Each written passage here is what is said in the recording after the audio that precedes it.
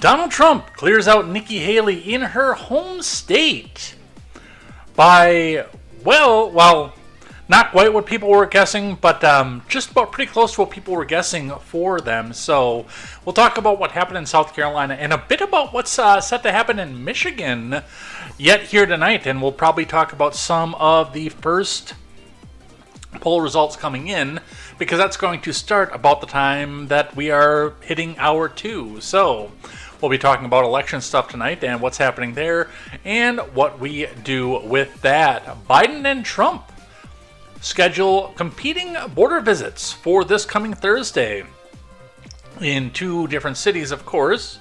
They will not go together, but they are both going on the very same day because, well, it's a crisis and it's an election year. So we'll talk about that, what's happening there and what happens with that. Georgia lawmakers, politicians, and otherwise express outrage over a murdered UGA student who wound up being murdered by somebody who was in the country illegally and caught for being so. We'll talk about that, what's happening there and what we do with that. And the left turn a disturbed anarchist who set himself on fire into a hero. We'll talk about what happened with the self-immolation. So it is going to be all of this and more. Grab some friends, get some people in here, and we'll talk about what's happening on the other side of the break. And tall and tan and young and lovely, the girl from Ipanema goes walking. I am Jay Edgar, and this is Contemporary.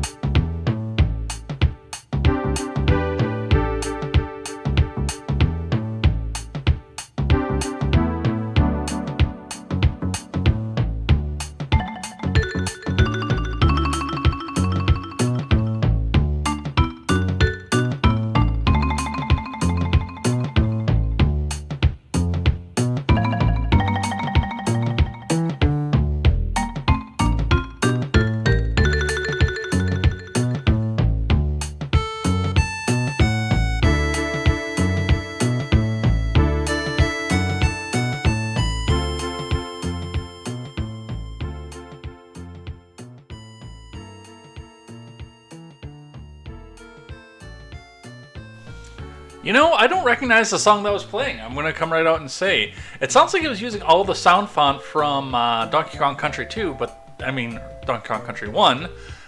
There's a lot of that going in there, and I know that's not from that soundtrack. It sounds good. I kind of like it. Poinciana by Button Masher is what it is. The album is called Super Standard, so it might be some jazz standards set in that sound font, but it sounds really, really good. I might have to go back and re-listen to this back on the replay and, well, go in and download the song after the fact because it's really enjoyable. And, by the way, go over and show Game Chops some love for giving us the background music copyright-free for these live streams because, well, the people who offer their stuff up copyright-free, they are the real champions. I will come out and say that right off the bat after our little fiasco with last week's episode, which you can go back and check on the YouTube, minus the section with John Oliver, because HBO is a dick. You can go back and check it out on the audio platform, and I can do that uncut. You can go check it out on the replay on Twitch, because they can do that uncut. YouTube will come right down and tell you no. Not only can you not put the audio in, but you cannot put that video in either. Even though it's on an X, it's supposed to be fair game if it's on an X. And of course, we're talking about the segment where John Oliver offered Clarence Thomas $1 million a year and a custom RV to go and get off the bench in violation of U.S. code. Yeah, you're not allowed to put that on YouTube apparently. So, yeah, that's gone. The live stream was blocked too, but you know, at that point, the live stream was over. And I don't know if you guys actually know this or not, but all the live streams are privated. I can still go back and bring them back up if there's a problem with something that comes on the re-upload. But I do record this in tandem with doing the live stream. So I re-upload the recording, and that's what I use for the audio platform as well. So yeah, and it blocked them both. But hey, there's no problems going with the blocked live stream because, well, it's private. You can't see it anyway.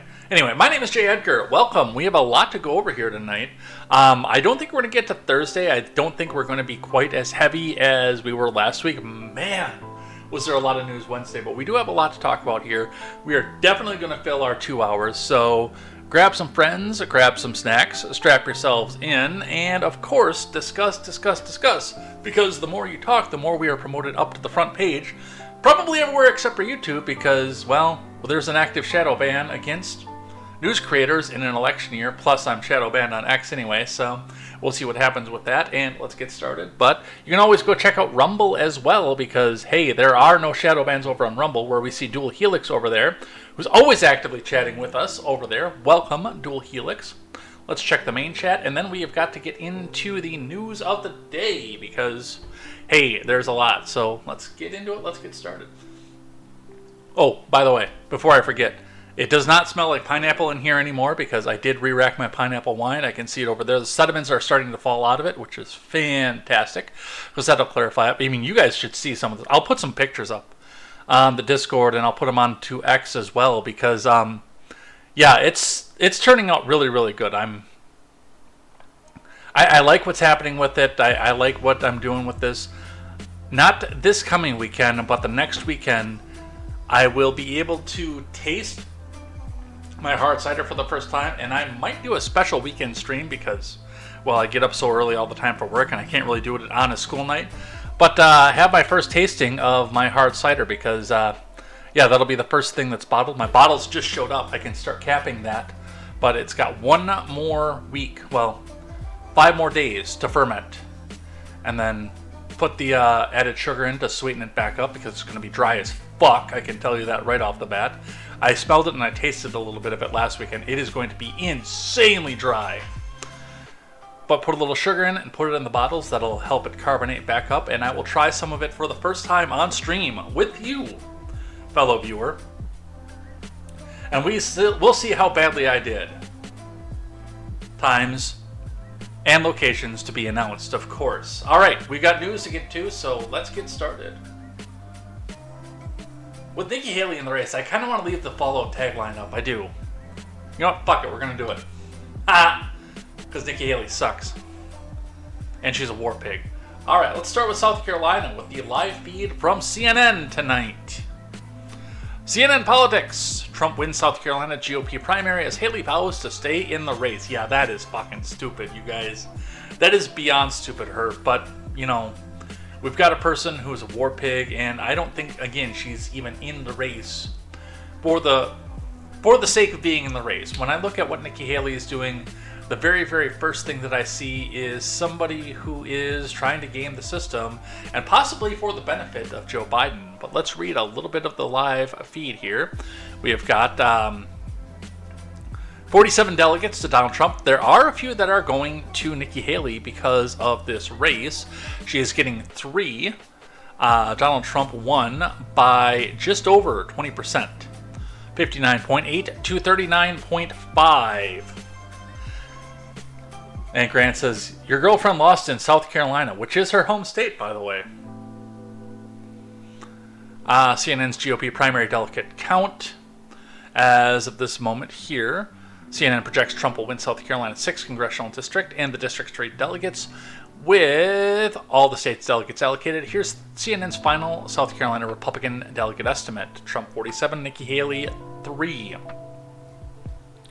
Total delegates won to date. Trump 110, Haley 20, DeSantis 9, Vivek Ramaswamy 3. With the endorsements, by the way, those are supposed to go to Trump. So Trump should be at 132 currently. Something to keep in mind as they go with this. Haley surrogate explains why she's staying in the race after South Carolina loss. Chris Sununu, who has been a strong advocate for Nikki Haley, makes the case for her staying in the race after she lost her home state of South Carolina in the Republican primary. Watch here. Well, I'm a glutton for punishment.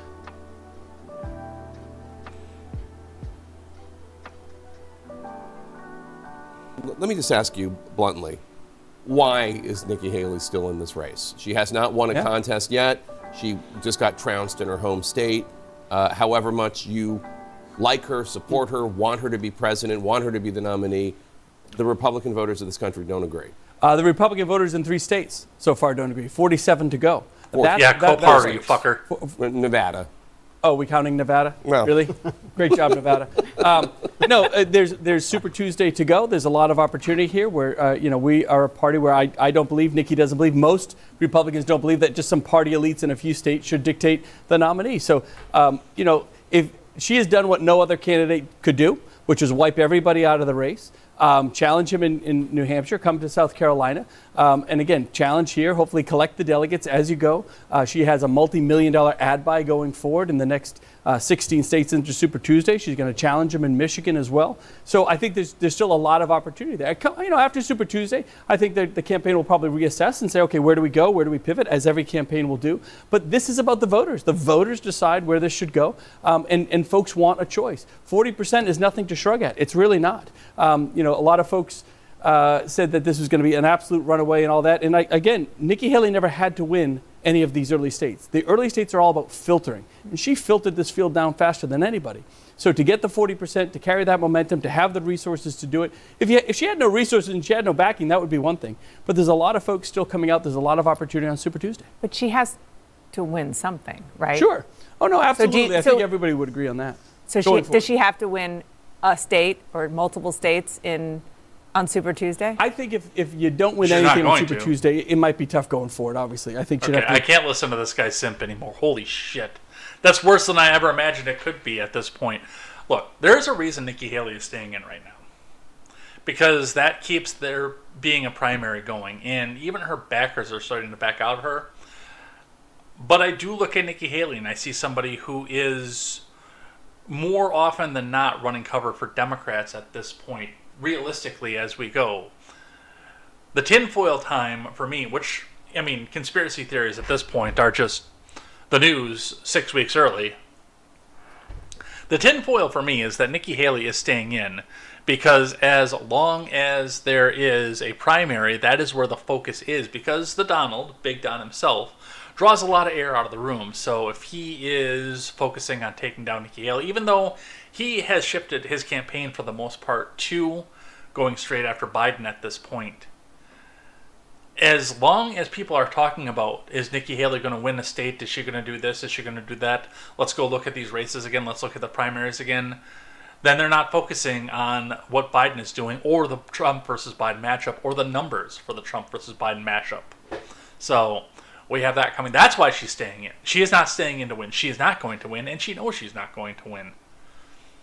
Jewel Helix says Biden got 126,336 votes in South Carolina. Haley beat Joe again. Yes, actually, by quite a bit. We're going to talk about that when we talk about Michigan, because Michigan is going to be officially the very first real primary state where we can start to see where things are going. And I'll explain why when we get to Michigan. So let's keep going here. Let's grab one from the USA Today. Nikki Haley's 40% in South Carolina. A crushing loss for her or a 5-alarm fire for Trump? It is not a fire for Trump. As Julie Helix just pointed out, Joe Biden got 126,336 votes in South Carolina. 451,905 in that same state. 500,000 people voted Trump. So let's keep that in mind. And again, once we get to Michigan, I'll talk about why these numbers are important. So thank you for putting that up on the front of mind, Dual Helix. She's going to lose every state on Super Tuesday. Oh, yeah. There's no doubt in my mind she loses every state on Super Tuesday at this point.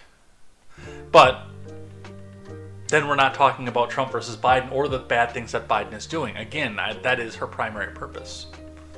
USA Today, Swapna Venugopal Ramaswamy, of no relation to Vivek, I'm guessing, for the USA Today.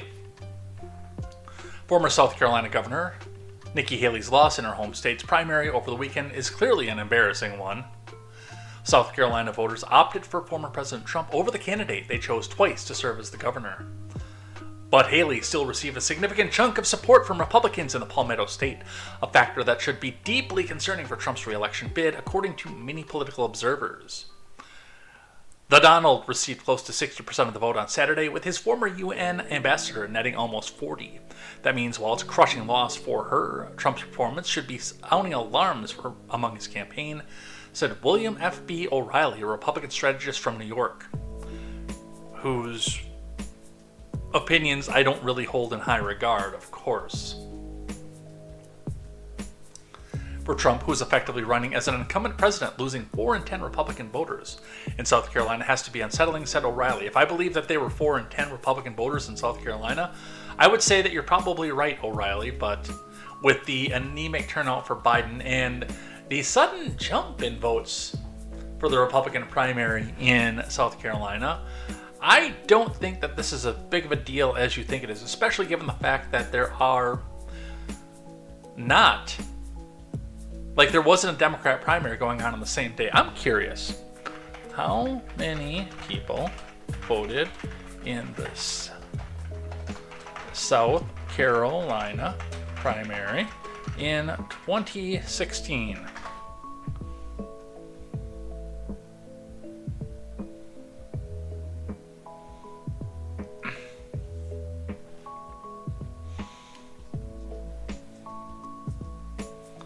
So, there were more people that voted for Trump in 2016 than voted for Trump and Clinton combined, or I'm sorry, in 2024 here just now, than voted for Trump and Hillary combined. No, I'm sorry, that's not a reality either. That the two of them combined did slightly beat out the total from Tuesday. But we've got from the New York Times, a former newspaper, the South Carolina primary results from 2016 here.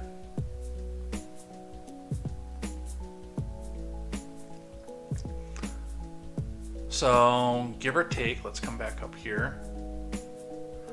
About 750,000 total.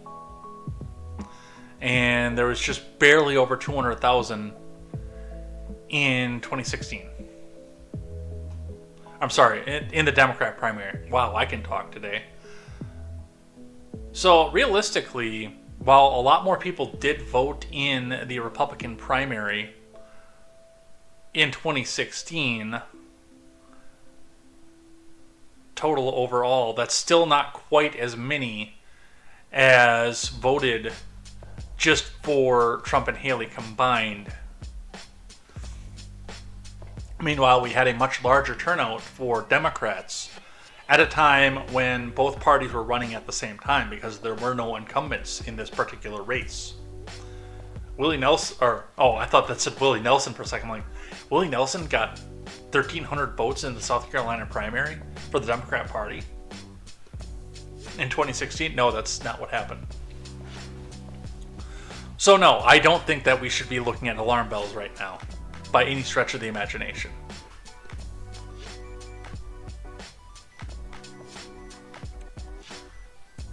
Let's see, with Republican National Committee Chairwoman Ronna McDaniel announcing Monday that she will be resigning in a week, Trump is moving ahead with a takeover of the organization, including turning the RNC into his legal slush fund. We're going to talk about that later, too.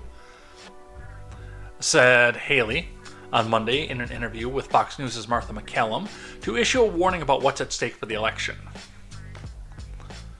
This is a ship that has a hole in it. It's going to sink, and we're going to lose in November and go towards the socialist path if we don't right the ship, and that's really what I'm trying to get out to Republicans and to Americans, she said, by being an old guard war pig that nobody wants to go and fucking vote for.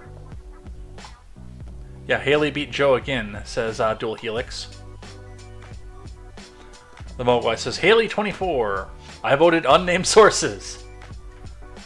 Willie Nelson on the road again in 2024. The Mogwai joining us for our evening bants. Thank you for joining us, the Mogwai. Let's grab one from Politico. Hidden in Trump's big South Carolina win. A not so small problem for him in November. What the fuck are you talking about? Trump drew closer to the nomination but showed signs of potential weakness, apparently. Bye. We've got a laundry list of authors on this one. Adam Wren, Zach Montellaro, Lisa Kaczynski, Stephen Shepard, Natalie Allison, and Jessica Piper. Trump's trouncing of Haley on her home turf on Saturday put on full display his dominance across the Democratic spectrum of the GOP. It also put to rest whatever lingering beliefs that this primary still may have some drama left in it. Here was Haley, the first candidate to get Trump in a head-to-head matchup, and she could not deliver neither in moderate New Hampshire nor in her home state, South Carolina. But Trump's effortless win in the Palmetto State, he visited just 3 times in recent weeks, for if you count a fundraiser, was as much of a demonstration of his total control of the party as it was South Carolinians' repudiation of Haley. It's a testament to how red South Carolina is as a state, said former Republican Governor Mark Sanford. It's a testament to people being squeezed at lower socioeconomic levels and wanting something different. And Haley, he said, probably didn't mind the home fires as full as she should have. Here are 6 things that South Carolina told us about the primary as it moves, Michigan, Super Tuesday, and beyond. It's hard to find a GOP demographic that doesn't love Trump. If you really need more evidence of Trump's dominance over the Republican Party, well, South Carolina had it in spades. A majority of every age demographic picked Trump over Haley. Men and women both backed Trump. Voters across all income ranges backed him, and he only narrowly lost college graduates while dominating among those with a college or without a college degree. Those are the Democrats, by the way, crossing over because they didn't have a primary this year. Trump is a weak spot. It's GOP primary voters who believe Biden legitimately won the 2020 election. Honk honk. Which he did. Honk honk. And they had to fucking put that in there. Holy shit. Or who think Trump would not be fit for the presidency if convicted of a crime. Which is becoming more and more unlikely by the day, by the way. A large majority of those voters were with Haley. Honk honk. Her problem is that they were just over a third of the overall electorate in both questions. But that's not where the bulk of the GOP is today. From top to bottom, the Republican Party is Trump's party. There are no reliable pockets of dissent. One big warning sign for Trump: behind every silver lining, there has been a cloud for Trump during the GOP primary, and otherwise sunny South Carolina proved no exception. With about 3/4 of the expected vote in, some 40% of voters rejected Trump. Yeah, let's talk about that in November again. The number itself isn't a problem in a primary, but it includes some serious reasons for concern in a general election. Trump lost moderate and liberal voters to Haley by a wide margin, according to exit polls, and according to AP Votecast, a bit over 1 in 5 GOP primary voters said they would not vote for Trump in November if he was the party's nominee. And that is why I remind you, drop of ice, gain a new skill, and drop 10 pounds. It's going to be rough, because I do still have anticipation of honk honk come November. I will be ecstatic if I'm wrong, but I'm not going to be caught with my pants down either. I am an accountant. I know 40% is not 50%, Haley said on Saturday evening. But I also know 40% is not some tiny group. There are huge numbers of voters in our Republican primaries who are saying they want an alternative. Good luck.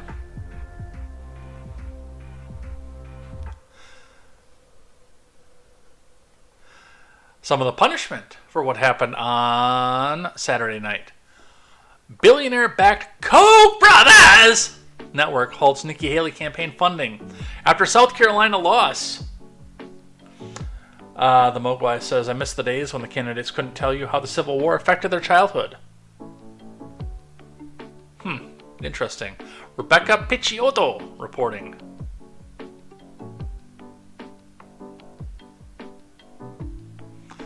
Americans for Prosperity the network backed by billionaire Charles Koch, is pausing its financial support of Republican presidential candidate Nikki Haley's campaign a day after she lost to former President Trump in her home state primary in South Carolina.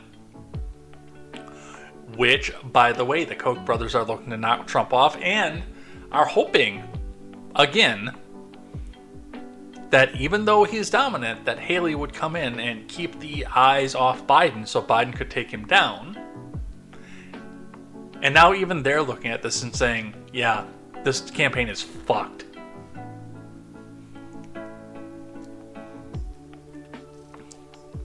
AFP Action said it still endorses Haley for president, but now its support will only come in the forms of words, not cash. Ha! Ha ha ha ha ha ha ha ha.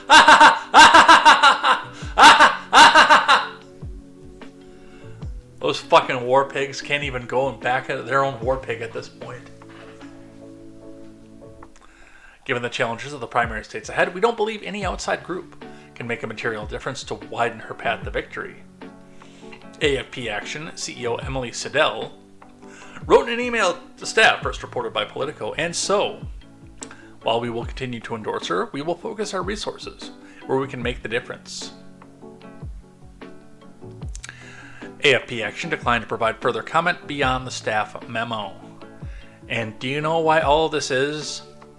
It's because the branch of the Republican Party that Americans for Prosperity backed, even though Americans for Prosperity is a very, very misleading term, Americans for Prosperity, by sending kids overseas and getting them combat pay to send back to their families, that's the prosperity that AFP wants, is roundly rejected by the Republican Party at this point. And there are a few people who are clinging on to it as hard as they fucking can. One thing I want to point out to the DeSantis bros, who are continually saying that Trump can't win and they're just going to go vote and they're going to let Biden win and everything else. If, and this is a huge, huge if, DeSantis is really what you try to sell us as he is. And he is Trump minus the drama. If he is this, then why wouldn't the machine turn on him the same way that they turned on Trump, number one? Why wouldn't they go out and find some way to go and prosecute Ron DeSantis for the things that you do, or that he's done? But even if Trump loses, but he wins the primary by huge margins, and I think that these margins are going to change again once we start getting into states that are having the primaries on the exact same day. Once you start to get these bigger margins and this war-loving, neoconservative, neoliberal, whatever the fuck you want to call it, wing of the Republican Party is roundly rejected by the American people, that clears the way for more Matt Gaetzes. Even though I don't particularly care for Matt Gaetz in and of himself, I know that a lot of people on the MAGA wing do. The Marjorie Taylor Greens, who, while I continue to think is a plant, a lot of people in that populist wing of the Republican Party seem to like. Your Chip Roys. Yes, your Ron DeSantis's. This opens the door for a lot of these people to come back in and take out their neoconservative counterparts, like your Nikki Haley's, your George W. Bush's, your Mitt Romney's, and your people like that. Your Mitch McConnell's. Get those people out of the party and turn it over. Again, if what they're saying is true and Ron DeSantis really is this big populist guy, then he should be jumping up and down, and so should his people, by the way. To see Trump come in and trounce everything, despite the legal problems, despite everything else, because it opens the door and it gets rid of some of this dead weight. I'm not a Republican, but a big part of the reason I'm not a Republican is because of people like Nimrata Haley. Got one from USA Today, a little bit of exit polling here. South Carolina Republicans told me why they want Trump and why Haley lost her home state. Sarah Pequeño reporting.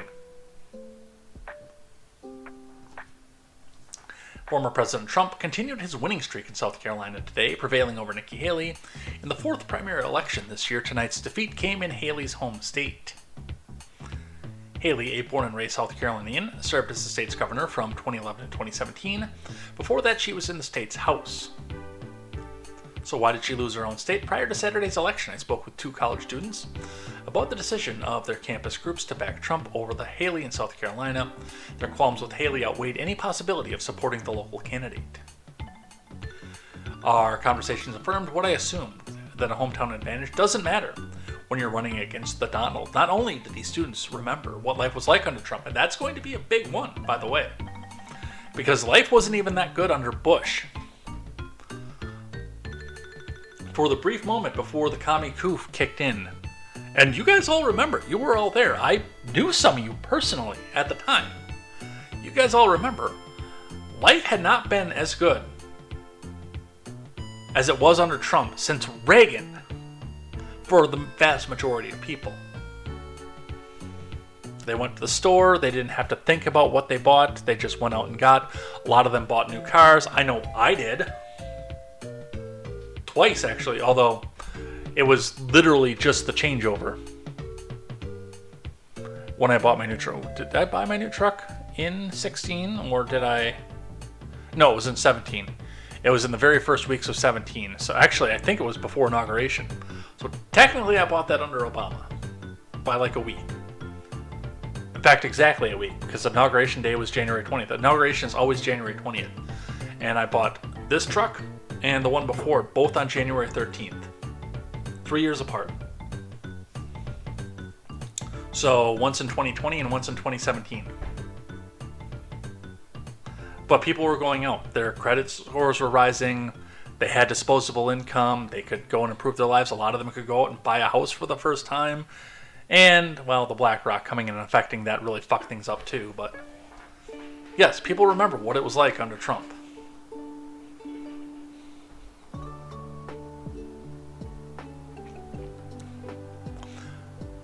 They're contrasting it with the last 4 years of Biden and assume Trump was the only one strong enough to defeat him come November.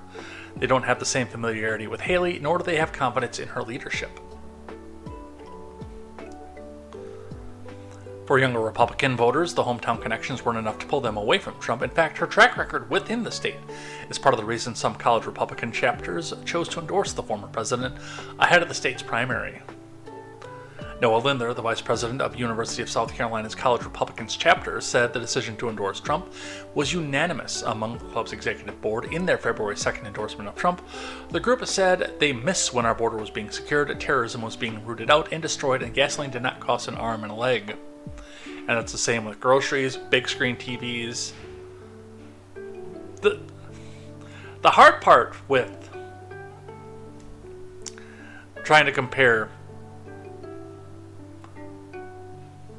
the good times during the Trump presidency versus the mediocre times that we have now is the fact that you look at luxury goods and where people were buying them when they were buying brand new. Now, and again, I look at the ideas and where I'm at right now. I did buy a new TV under Biden, but it was a end of year clearance special that was like 70% off on Amazon because it was a 2023 model and I bought it in the very, very last weeks of 2023. I would have never dropped the money for that new, ever in my life.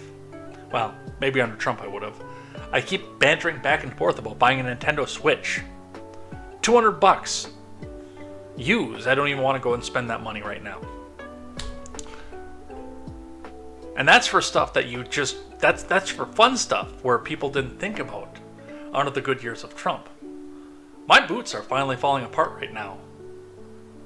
And I look at the fact that a good pair of Red Wings, this is not an official endorsement by the way because they're not paying me to say this, but a good pair of Red Wings is now almost $300. Last time I bought Red Wings, they were $120. That was a lot of money back then, too.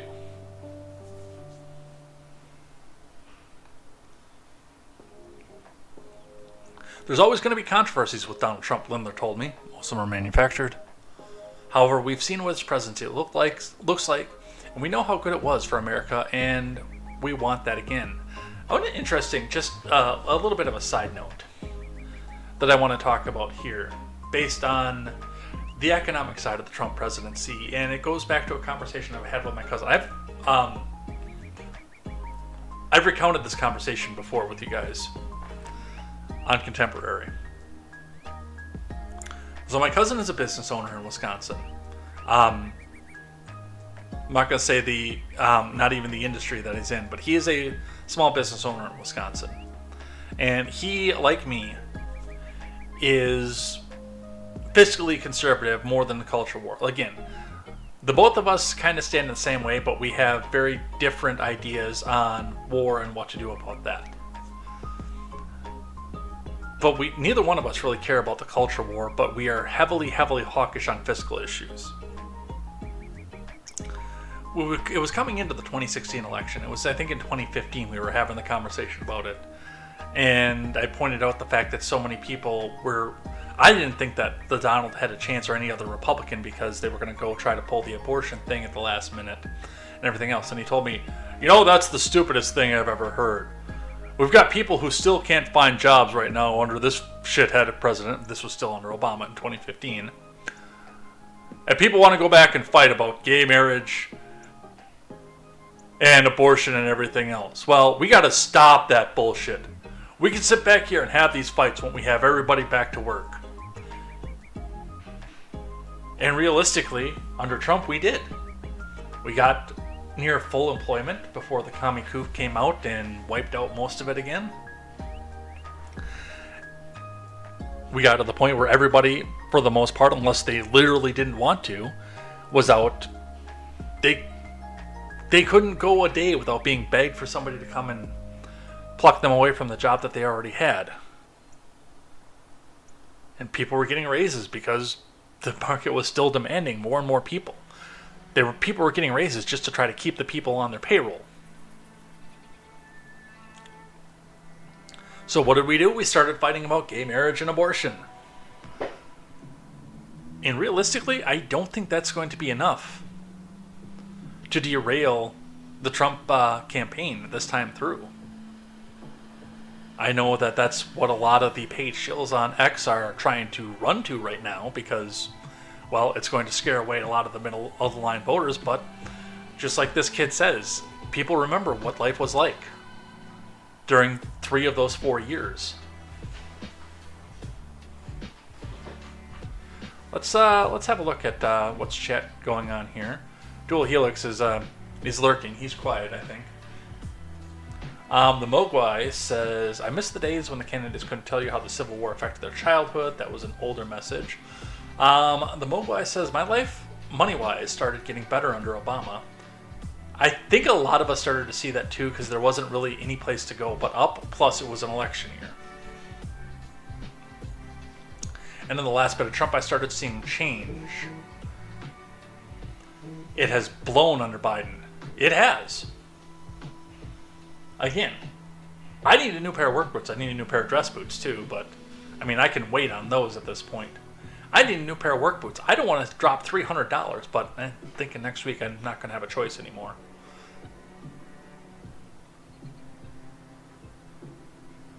Because they are starting to come apart at the seams.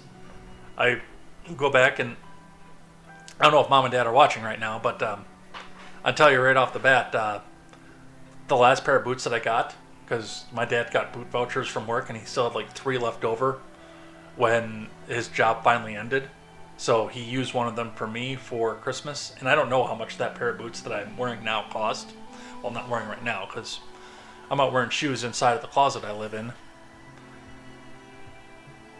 I can't tell you how much that pair cost, but I know that they came off a boot voucher and they're Red Wings. They're top of the line. And they have gone for a good long time. I got those for Christmas in 2019. It is now 2024 in the beginning of the year, and they're just now starting to get to the point where they're falling apart. And I will not go and endorse because they're not paying me to do so, but I will dance around endorsing them right now because I'm so impressed by the longevity.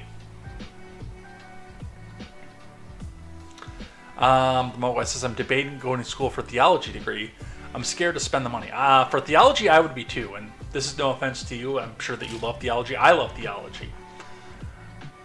But you should, I'm not going to tell you what to do, but I'm going to say that it is sometimes hard to find a job with a theology degree.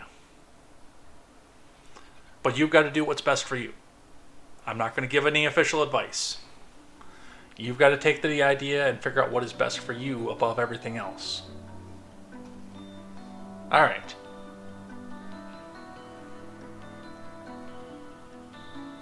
That's enough rant on Nikki Haley. Let's talk Michigan. And again, this is where what Dual Helix said earlier is going to become very, very important.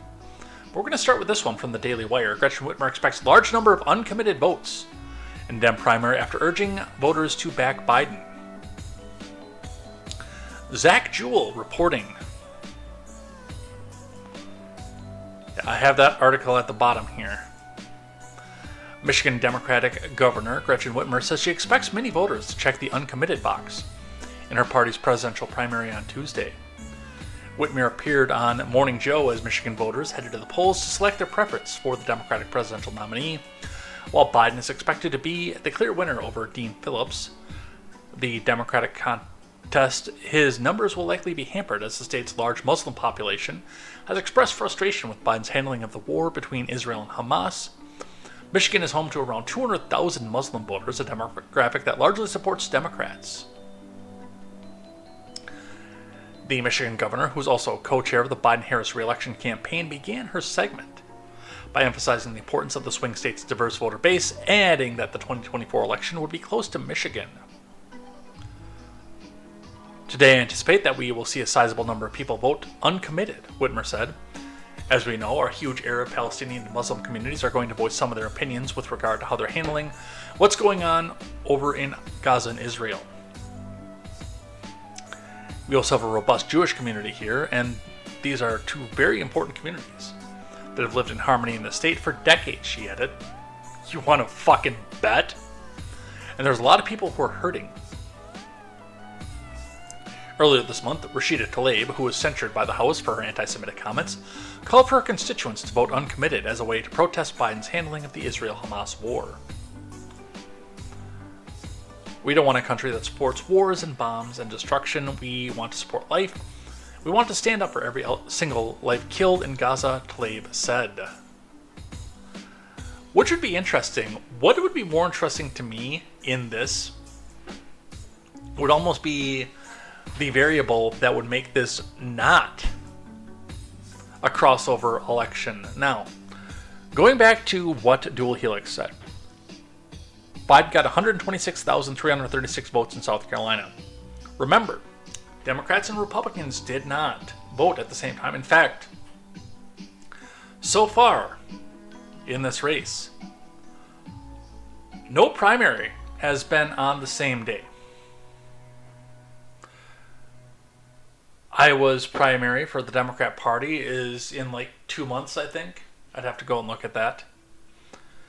But the Republican caucus was first in the nation as usual. Democrats instead voted in South Carolina first. New Hampshire was also moved down the list so South Carolina could be first for Democrats, and they retaliated by kicking Joe Biden completely off the ballot, with him still winning as a write-in vote. But they didn't do it on the same day again.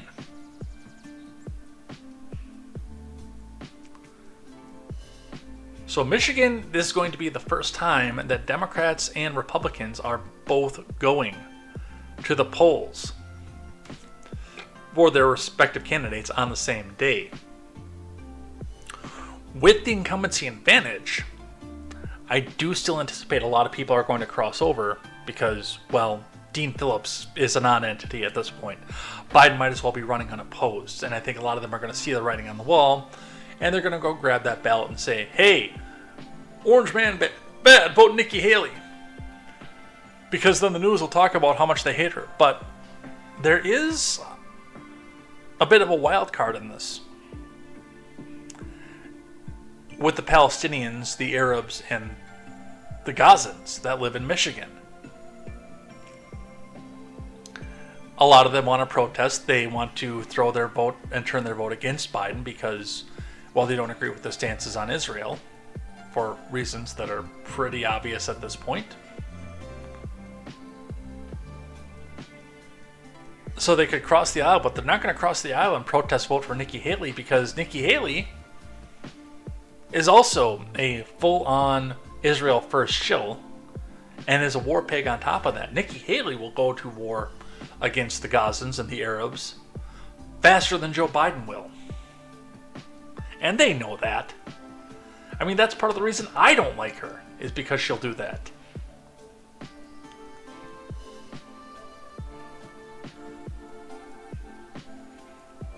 So this is going to be an interesting one to watch, and the results are, I believe, supposed to start rolling in like 5 minutes. So, the Mogwai says, to be honest, only 2 people voted in South Carolina Democratic primary, maybe 3. And that was like 120. We looked at that earlier. Yeah, Julie Helix actually brought it up. Biden got 126,336 votes in South Carolina. Haley beat Biden in South Carolina. I did hear Lindsey Graham's special gerbil voted Biden in South Carolina. That's gross. It's one time my cousin Walter got his cat stuck in his ass. True story. He bought the cat at a local mall, so the whole thing was on the evening news. It was embarrassing for my family, and he went to the hospital and got it taken out. But the weird thing is like 2 weeks later, he got another cat stuck in his ass. Same results, complete with yet another trip to the emergency room. So I ran into him not that long ago. I was over at the local mall and I see him, he's there, he's eyeing up another cat, and I'm like, geez, Walter, what are you doing? You know you're just going to get this cat stuck in your ass. What are you thinking right now? And he looked up and he said, J. Edgar, how else am I going to get the gerbil out of there? My cousin was a weird dude.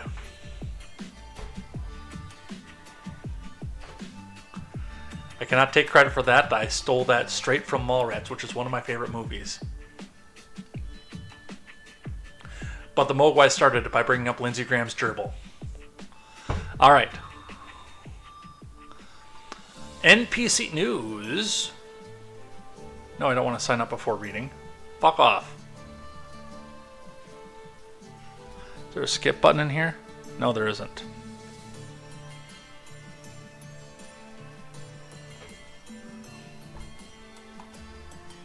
Oh.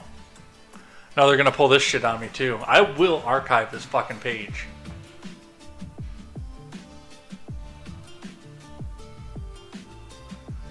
There we go. What to watch for in the Michigan primary from the politics desk. Yep, nobody rolling in just yet. First polls close in 3 minutes, 20 seconds.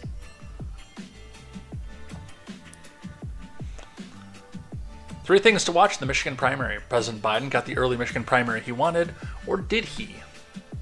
The results of today's nominating contest there could show the first tangible signs of Democrat discontent with Biden at the ballot box in a state that he pushed towards the front of the 2024 primary calendar.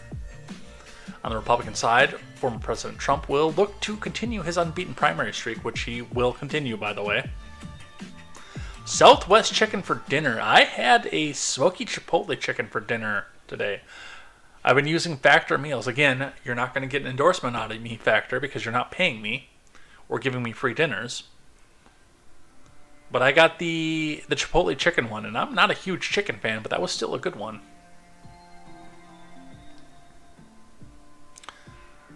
Here are 3 dynamics to watch tonight in Michigan, where polls close at 9 p.m. Eastern Time. Does uncommitted embarrass Biden? Biden should easily win the Democratic primary, but eyes will be closely fixed on the margins, particularly on what share of vote goes to uncommitted. None of the above. The Mogwai just did a poke bowl. I've never had one of those. I love sushi, so that's probably something I would like, but I've never actually had one. I don't even know where I could get one in Southwest Wisconsin.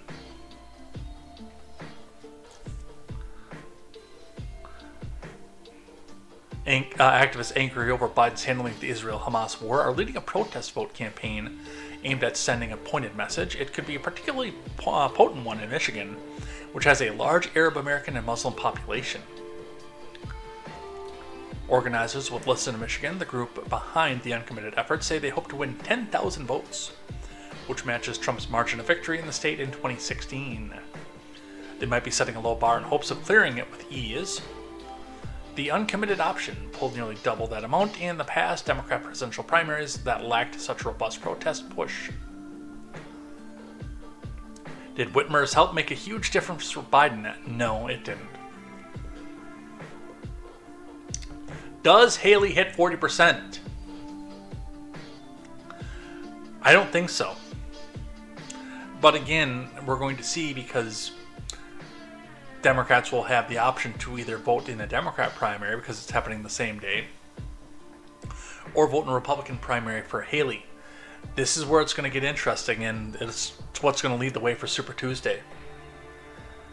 So, tick-tock. First polls close in 30 seconds. In fact, let me get that up over here.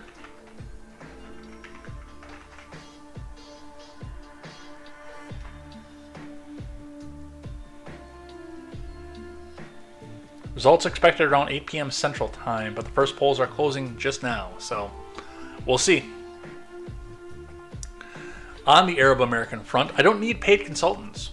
Arab American Michigan voter explains why he's voting Trump. From Virginia Kruta. As Michigan voters head to the polls on Tuesday's primary, one Arab American voter explained to Fox News why he's planning to vote for former President Trump in 24. Biden shot us in the back. Mike Hasham made an appearance on America's Newsroom where he explained that Biden's economic policies and his embrace of green initiatives, especially with regard to the automotive industry, were the driving force behind his support for Trump. Which, yeah, that's another big problem, because while the UAW is being told by their union leaders that you must vote for Biden, otherwise, insert Republican name here, is going to send your job overseas, because that's the oldest union trick in the book.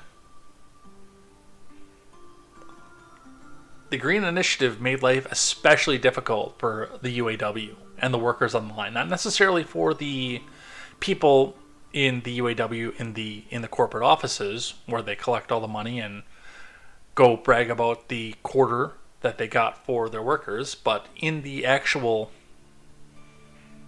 worker pools. But let's listen. Arab American?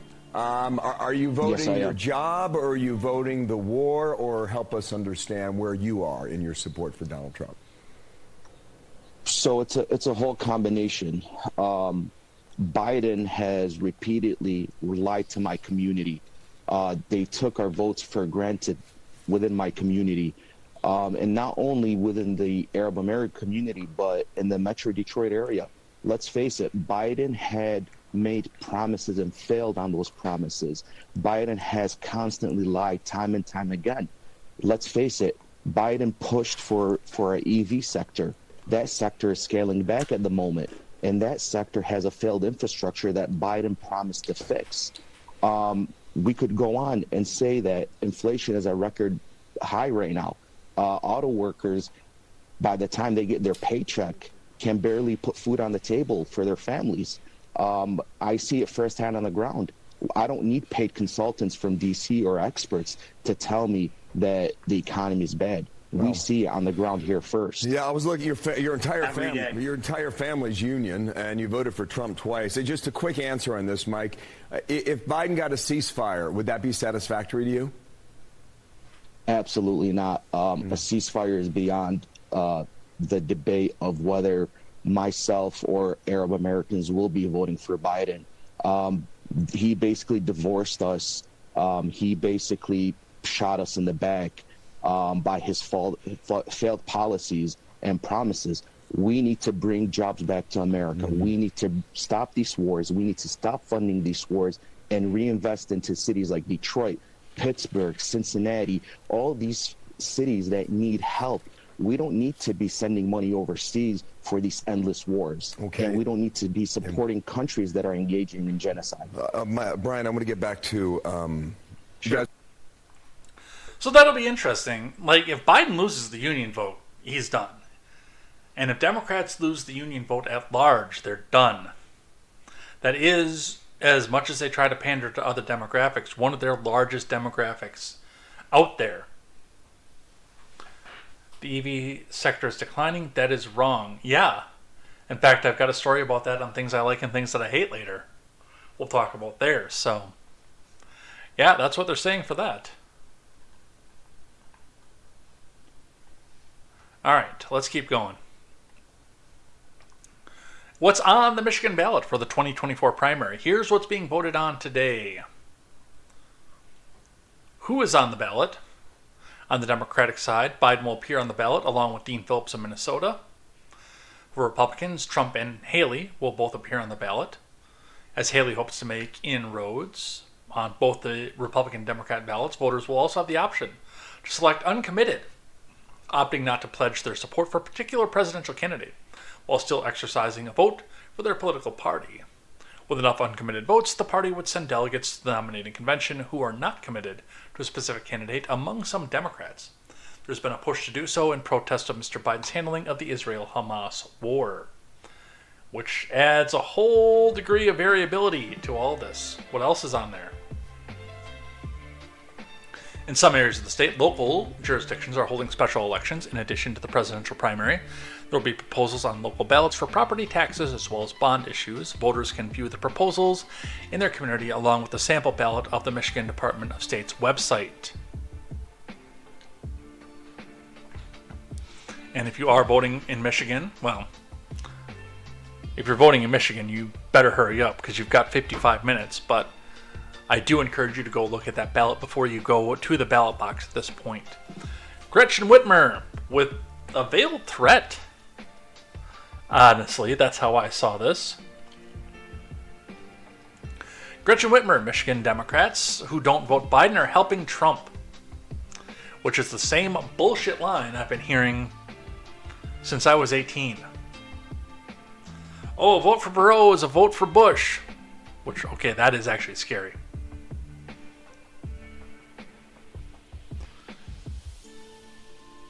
A vote for Nader is a vote for Bush. A vote for the LP is a vote for Bush. Yeah, they've been doing this since I was a kid. Whitmer said during an interview over the weekend that Democrats in her state who do not support Biden are inadvertently supporting former President Trump. Whitmer made the remarks during a Sunday interview with Dana Bash on State of the Union while discussing the state of the 2024 presidential race inside of Michigan. No, this was State of the Union, so this was on CNN. I was going to say, I was at my parents' house over the weekend, and they watched the NPC News Sunday shows, and I heard a lot of propaganda and lies there, I can tell you that. Whitmer made the remarks during State of the Union. One of the tests of what was going to happen in November could come in this primary on Tuesday, Bash said, and the question is how deep Democratic divisions are over a lot of issues. The biggest of which, I think, in your state is the war in Gaza. Some of the leaders, very vocal, respected leaders inside your state, Rashida Tlaib is one of them. They're pushing Democrats to vote uncommitted on Tuesday instead of voting for President Biden. Let's listen to what they had to say. One of the tests of what is going to happen in November could come in this primary on Tuesday. And the question is how deep Democratic divisions are over a lot of issues, the biggest of which I think in your state is the war in Gaza. Some of the leaders, very vocal, respected leaders inside your state, Rashida Tlaib is one of them, they're pushing Democrats to vote uncommitted on Tuesday instead of voting for President Biden in order to send a message and to protest what the president is doing. This is a real serious campaign by people like Rashida Tlaib and others. How many uncommitted votes do you think we're going to see on Tuesday? How worried are you? Well, I'm not sure what we're going to see on Tuesday, to tell you the truth. I can tell you this, that Michigan has been so fortunate to be the home of a robust Arab, Muslim, Palestinian community and a robust Jewish community. We've lived in harmony as neighbors for decades, and there's a lot of pain all across all of these communities because of what's happening halfway around the world. I know that we've got this primary and we will see differences of opinion. I just want to make the case, though, that it's important not to lose sight of the fact that any vote that's not cast for Joe Biden supports a second Trump term. A second Trump term would be devastating, not just on fundamental rights, not just on our democracy here at home, but also when it comes to foreign policy. This was a man who promoted a Muslim ban. This is, I think, That's a a lie. very high stakes moment. I am encouraging people to cast an affirmative vote for President Biden. I understand the pain that people are feeling, and I'll continue That's to a work lie. to build bridges with folks in all of these communities, because they're all important to me. They're all important to Michigan. That's a lie. I know they're all important to President Biden as well. Sounds That's a like lie. you're preparing for a sizable portion of the vote being uncommitted and sending that protest message to President Biden. You know, Dana, I'm just not sure what to expect. I think, you know, this is our first time going this early in the process. There are a lot of pressures, and you never know with the weather. You know, there are a lot of different things that can impact what happens on Tuesday. I do know that we've got about 9 months until the general election, and we are taking Michigan very seriously, as they should. Michigan's always a state where the election is close. She just sits there and lies. That's what she does. But she did so in the response to the State of the Union when the DNC picked her for that too. The Mogwai, and I looked this up while I was listening to her lie. The Mogwai said, "We need another Perot. He was shithouse rat crazy, but he made politics fun." And it reminded me, because I watched more TV when I was younger than I do now. And I remember all that when I was a kid. And one of the sketches on all that, one of the regular recurring sketches, was Ear Boy. His ears were really big. He wouldn't be able to wear over-the-ear headphones like mine. It was Josh Server who basically wore a comically large pair of ears and got made fun of for them, but he often enlisted the help of one H. Ross Perot, who also had very large ears and was portrayed as an elderly man who was, as the Mogwai said, shithouse rat crazy. But as he said as well, it made politics fun. Not falling is more important to Biden. Wonder where he is more important to Biden. Come on, man. Jill, why are all these people out here? Why are they asking me questions, man? All right, so that's Michigan, and we'll check back in with that in a little bit. Moving on to Arizona and Georgia. Super PAC supporting RFK Jr. says it has gathered enough signatures to put him on the ballot in Arizona and Georgia. Wisconsin's political sponge, Wiz Political over on X, by the way, pointed out very, very importantly that this is big for these two states because Big Don lost by only about 10,000 votes in each, which is possibly the amount that this crazy fuckstick could take away from the Biden campaign. I know a lot of people are pissed off with that campaign too. Yes, Dual Helix, he had huge ears. I'm a little surprised you remember, because you're a fair bit younger than me, I thought. So you might have seen him on replay and everything, but I mean, that was from when I was 11 or 12.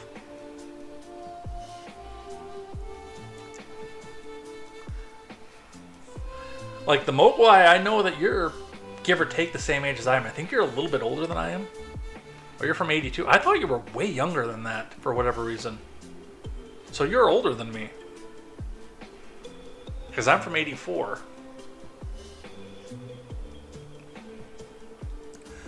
I don't know why, but I thought you were like 10 years younger than me.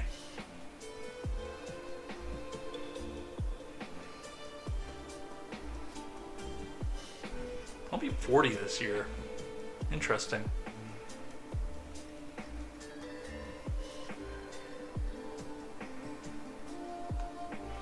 Alright, the outside group supporting RFK Jr.'s independent presidential bid has gathered enough signatures to qualify Kennedy to appear on the ballot in 2 key battleground states in November, the group announced on Tuesday.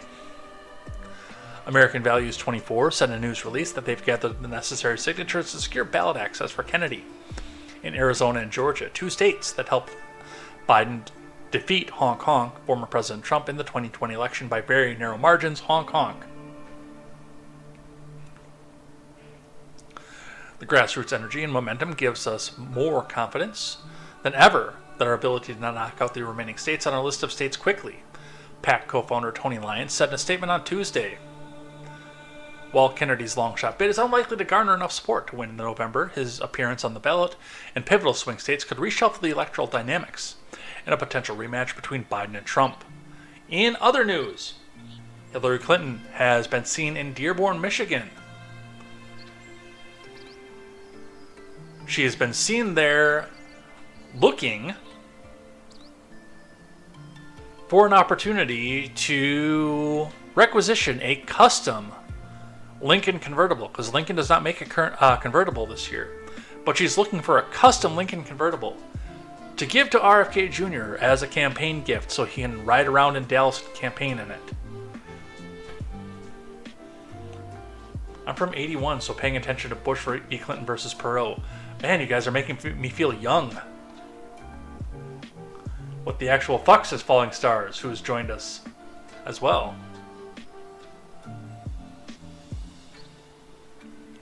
Yes, Hillary Clinton is requisitioning a custom Lincoln convertible for RFK Jr. to ride around in. To pass by a grassy knoll in Dallas. Realistically, while I don't, again, think that he could pull 10,000 votes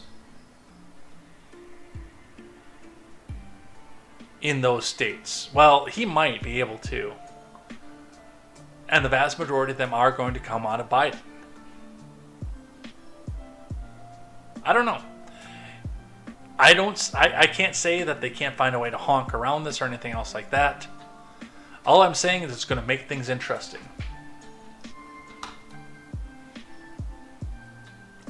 Alright, that's all the election stuff that I have here. Let's talk about the other things that are going. As was very, very, very expected from the Dissociated Press, Trump appeals $454 million judgment in New York civil fraud case, which, in theory, and I do have to go back and read the article because I didn't pre-read this one, means that he did come up with the cash, because that was a stipulation, as far as I know, that Engoron put on, was that he couldn't appeal unless he had paid the fine. The ad, go back. Let's go back. McCain quick cook fries that come in half the time. I got a Four Seasons in Anguilera. Volkswagen Atlas Sport.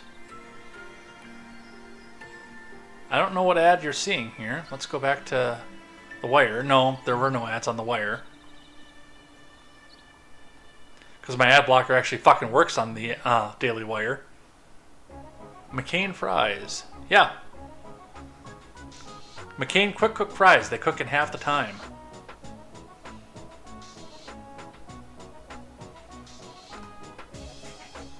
We're going to take a second to enjoy this. Beware the forest mushrooms, guys.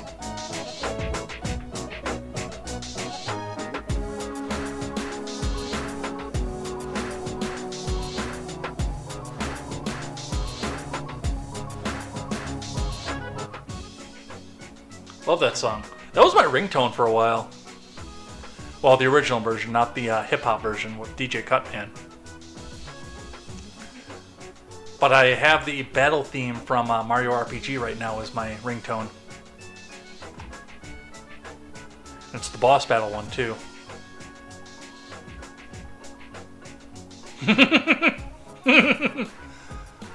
The Mogwai says, come in half the time. I've been accused of that.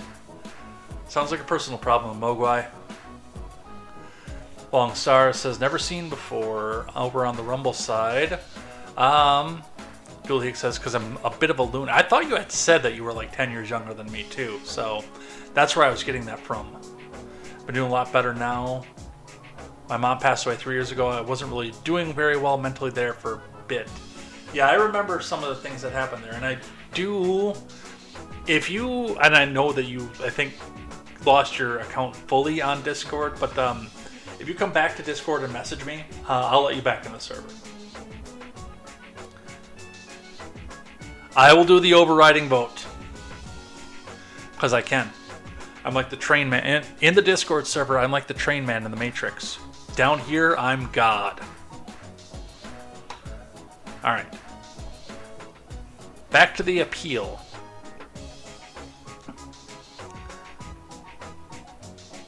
Trump has appealed his $454 million New York civil fraud judgment, challenging a judge's finding that he lied about his wealth as he grew the real estate empire that launched him into stardom and the presidency. The former president's lawyers filed notices of appeal on Monday, asking the state's mid-level appeals court to overturn Engoron's February 16th verdict in Attorney General James's lawsuit and reverse the staggering penalties that threaten to wipe out Trump's cash reserves. That's not even close to wiping out his cash reserves, dude. Trump's lawyers wrote in court papers they're asking the appeals court to decide whether Engoron committed errors of law and or fact, and whether he abused his discretion and acted in excess of his jurisdiction. A notice of appeal starts the appeals process in New York. Trump's lawyers will have an opportunity to expand on their grievances in subsequent court filings. Okay, so Trump wasn't required to pay his penalty or post a bond in order to appeal, and appealing won't automatically halt enforcement of the judgment. We're going to be talking a little bit about this and things that I hate. So that was a bit of the propaganda that was coming around, and according to the Associated Press, that's actually not true. Was that in order to appeal, Engoron had made the requirement that he had to pay first. That does not appear to be the case at this point. So, good on him.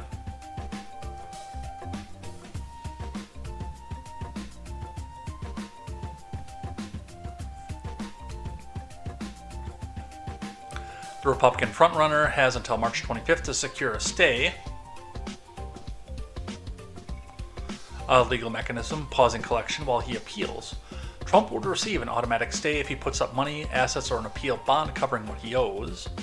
Trump's lawyers could also ask the appeals court to grant a stay without obtaining a bond or with a bond for a lower amount.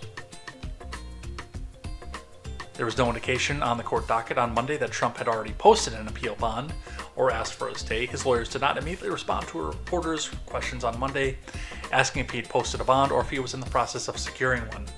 So, yeah, surprising absolutely nobody. He's appealing to this. And this, by the way, is on an interesting side note, but the Daily Wire put it up and I wanted to talk about it here. Lara Trump, who is a frontrunner for vice chair of the RNC, Republican voters absolutely interested in RNC paying Trump's legal bills. From Ryan Saavedra. Trump's daughter-in-law Lara said on Wednesday that she believes Republican Party voters are absolutely interested in having the RNC pay the former president's legal bills. Lara made the remarks while on the campaign trail in North Charleston, South Carolina, in response to a question from a reporter who asked her if she thought Republicans would be interested in paying Trump's legal bills in the various criminal and civil cases that he faces. Absolutely, Lara said. That's why you've seen a GoFundMe get started. People are furious right now and they see the attacks against him. They feel like it's an attack not just on Trump but on his country. So I think that's a big interest to people, absolutely. The former president has endorsed Lara to be one of the top leaders of the RNC, as current chairwoman Ronna McDaniel is expected to step down in the coming days. My very talented daughter-in-law, Lara. She has some talents with my son. I'm not going to talk about them. He talks about them. I'm not going to talk about them. Has agreed to run as the RNC co-chair. Lara's an extremely talented communicator and is dedicated to all that MAGA stands for. She has told me she wants to accept this challenge and it would be great. In all caps. There's a lot to unpack here. Now, the voters of the RNC, the people who support the RNC, especially if it goes in the MAGA direction, I believe what Lara Trump has said here. 100%. A large amount of the Republican base of voters who will crawl over glass to vote for former President Trump absolutely are interested in paying Trump's legal bills. 100%. I don't even question that for a second. But it's a large amount. One of the biggest problems that I have with this is Lara Trump cannot speak for everybody who donates to the RNC. You 100% cannot do that. It's part of the reason I like the fact that there's a GoFundMe out there and that people are donating to it, and the fact that GoFundMe has not changed the rules to strike the entire thing down yet. It's a big part of the reason that I enjoy that fact right now, because that's private charity, where people are deciding whether or not they want their money specifically to go into something like this. When it comes to the RNC, and the Mogwai points this out too, I'm not interested in paying shit, and neither am I. Not that I would ever donate to the RNC because I'm not a Republican, but a lot of the other people who are here talking with us in the live chat are, or people who are watching this on the replay are actually Republicans who would vote and donate to the RNC.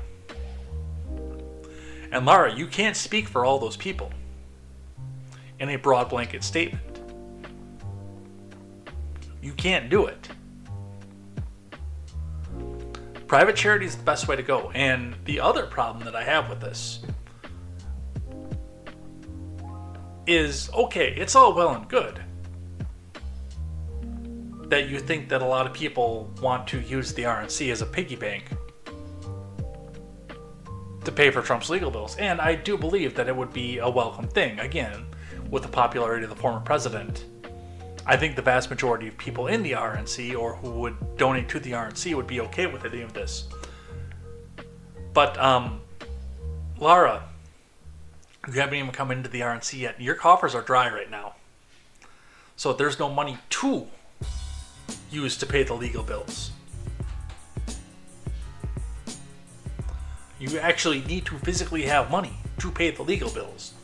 And I know that Ronna McDaniel sucks, and that's a part of the problem, but you need to physically have that cash to do it.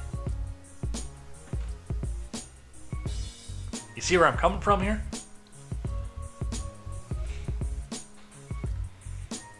Worry about fundraising before you worry about what that money's going to go to. Because you are coming from fucking hind titty on that one. Speaking of people who have been persecuted for being Trump supporters, Peter Navarro asked the court to let him remain free while appealing his contempt conviction. That just needs to be thrown the fuck out to begin with. Laura Romero reporting. Former White House advisor Peter Navarro has asked the Court of Appeals for the D.C. Circuit to allow him to remain out of prison while he appeals his contempt of Congress conviction. That's going to go over well. Holy shit. The filing comes 2 weeks after the U.S. District Judge Amit Mehta denied Navarro's request to remain free during his appeal. Dr. Navarro respectfully requests expedited briefing and disposition of his matter because he expects imminent direction to report to the Bureau of Prisons to serve out his 4-month sentence. Navarro's attorney wrote to the Court of Appeals on Friday. Should the Circuit Court desire additional time to consider the issue, Dr. Navarro respectfully requests a brief administrative stay of his reporting date, pending the court's disposition of this motion. The worst part is he could probably serve the entire 4 months while he's waiting for that, but I can understand why he doesn't want to go to prison in this country either, because our justice system sucks. More news in the presidential race that's not going any fucking where from the Daily Wire. House Republican pushes Harris to invoke the 25th on Biden. From Daniel Chayton. A House Republican is calling on Vice President Harris to get a majority of the cabinet to remove President Biden and from office amid concerns about his age and ability to lead effectively by invoking the never-before-used section of the 25th. Ken Buck, who criticized the impeachment inquiry against Biden as not seeking re-election in 24, announced the long-shot bid on Monday with a statement that referenced the report by Special Counsel Hur on Biden's handling of classified documents. That document, how the president exhibited memory problems. And this is completely symbolic. It's not going anywhere. Because whether it's the paid shills or the people in the cabinet themselves, all totally believe that Biden is fine, in spite of the fact that they're the ones that are running the country right now. The Mogwai says that's setting a very bad precedent that would be carried into the future. Do I do it like the Clintons arranged a guard to just get up and take a piss at the same time? The camera goes offline. When the guard comes back, a stool is knocked over and a rope is taut. Are you talking about the Navarro sentence? Which I could see where you're coming from on that one. I don't know. Let's talk about the dueling border visits. Let's grab one from the New York Post. Biden and Trump booked dueling border visits for Thursday as migrant crisis grows. From Stephen Nelson and Diana Glebova. President Biden said Monday he will visit the U.S.-Mexico border on Thursday, after former President Trump arranged his own trip there on the same day to slam Biden's policies. Biden insisted to reporters that he didn't know Trump would be at the border. That's because he doesn't know where he is 3/4 of the time.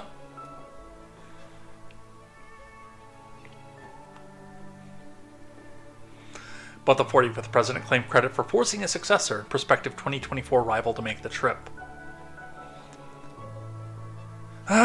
I planned it for Thursday, man. Well, what I didn't know is my good friend is going, man. Biden claimed as he got ice cream with NBC Late Night host Seth Meyers because, of course, he got ice cream. 81 million votes, folks, next to 30 Rockefeller Plaza. Crooked Joe has had 3 years to visit the border and fix the crisis he created. Trump campaign's press secretary, Carolyn Levitt, said earlier in the day, now Biden's handlers are sending him there on the same day President Trump's publicly reported trip, not because they actually want to solve the problem, but because they know Biden is losing terribly, losing bigly, worst losing ever, no better losing. Levitt added, Biden's last-minute insincere attempt to chase President Trump to the border won't cut it. Americans know Biden's single-handedly responsible for the worst immigration crisis in history. And yes, I know that's not Trump, but, I mean, look at the statement. Crooked Joe, losing terribly, Biden's handlers, come on. Tell me Don didn't write that and hand it over to Karen Levitt and say, okay, read this, write it out, just like this.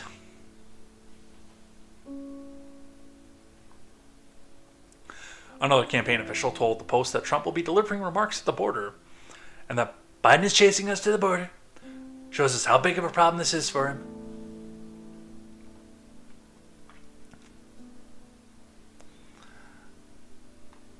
So, they're both going on the same day. Isn't that going to be... Now, they're going to very different places. Now, what's going to be interesting about this is I'm sure that the people, the press secretaries for the Trump campaign are looking for the place where there's an actual opening in the fence where somebody might cross while they've got all the cameras focused on there. Keep in mind as well that there's going to be a motorcade. So it's going to be hard to actually catch somebody, even though they're probably looking for somebody to jump across the border while they have the cameras going. It's going to be very hard to do so because 6 hours before Trump gets there, his private security and the Secret Service will be out there clearing the area, checking for threats, have snipers up and everywhere, and then there's going to be the motorcade because as former president with Secret Service, there is still a huge motorcade because he does know state secrets. And for him to get captured, as much as the Democrats say that he's giving away the secrets, for him to get captured would be a national security threat. And it's the same thing with Biden. Biden's going to do exactly like Kamala Harris did. He's going to go somewhere probably close to El Paso, where everything is mostly secure. Going to snap a few pictures at the border, but the big motorcade is going to be a big announcement that he's coming. And everything's going to be tip-top squeaky clean by the time he gets there.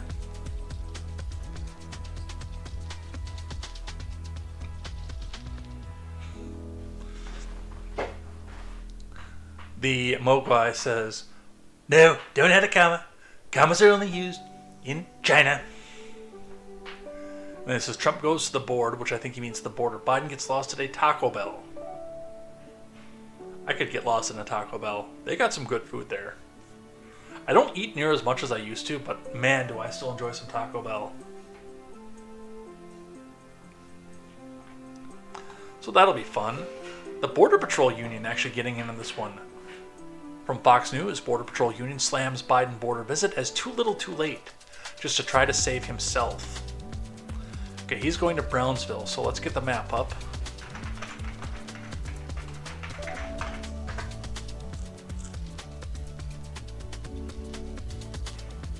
Open in maps.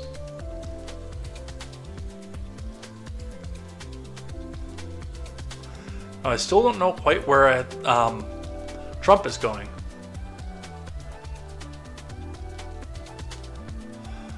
Okay, it actually looks like he's going closer to the coast than I thought he was. So Biden is going to go to Brownsville. I'm willing to bet, and I don't know this for sure, but the Donald is going to wind up going to Eagle Pass. Somewhere over here, where the big problems are going.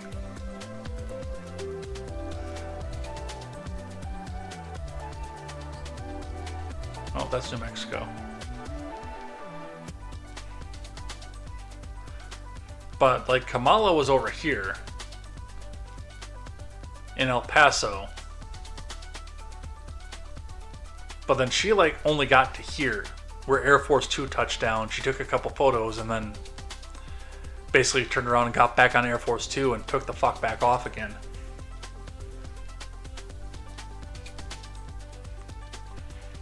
But also in a major tourist attraction in a metropolitan area in Juarez.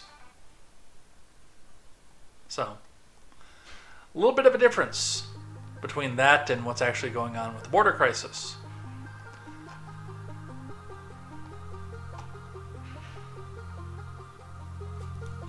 The Border Patrol Union on Monday ridiculed Biden's planned visit to the border this week as a cynical ploy to save the presidency at the expense of American safety. In a statement received by Fox News Digital, the union said Biden's planned border visit, 3 years into his term, after repeatedly stating there's no crisis, is too little, too late. The union argued that there would be no point in visiting the border now if the president's assertions that he has done everything he can to secure the border were true. Well, no, now he's going to take executive action, even though he couldn't do that unless he got the major funding from the bipartisan bill. Bipartisan. Dual Helix says they quit making the veggie fiesta burrito and they downsized the bean burrito. I eat all the meat though, so. Although Taco John's is better meat than Taco Bell. Taco Bell is better stuff.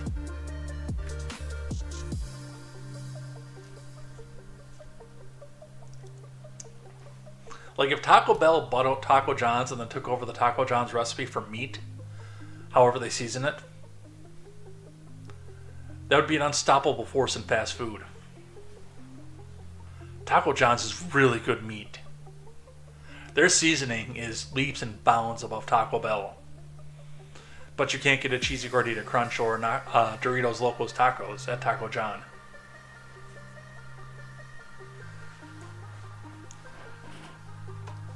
Man, did they have good seasoned beef though. I might go to Taco John's after this.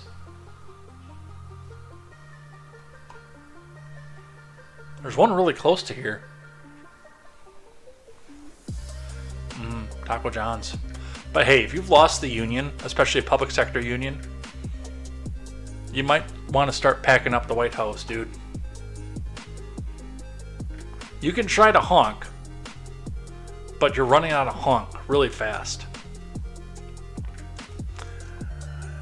In today's episode of Here We Fucking Go Again from CBS, military says high altitude balloon detected over Western Europe doesn't pose a threat. Yes, we're doing the balloon thing again.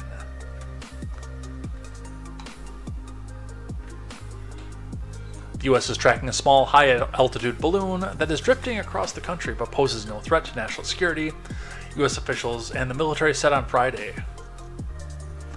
CBS first reported the military was tracking the balloon as it traversed the western U.S. earlier in the day.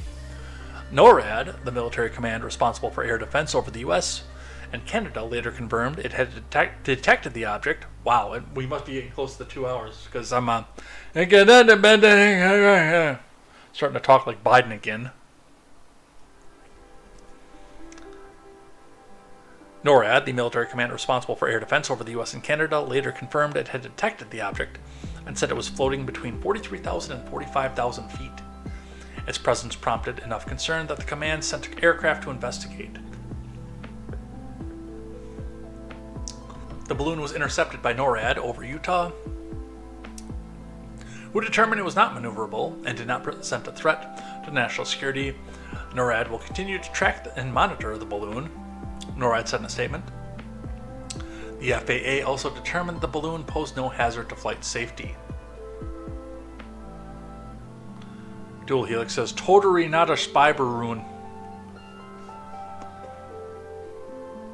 So, it doesn't look like that's going to be much of anything, but jeez, we got to do this again. Alright. Now for the story I've been trying to avoid. Because realistically, it doesn't mean jack shit. Now, some of our media betters are going to try to tell us it means a lot and it's the hugest thing. We're 9 months from the election. This is going to be long gone by then. They're going to put up 2 to 4 school shootings between now and the election to try to distract from this. Georgia politicians share their outrage following the death of 22-year-old nursing student on UGA campus.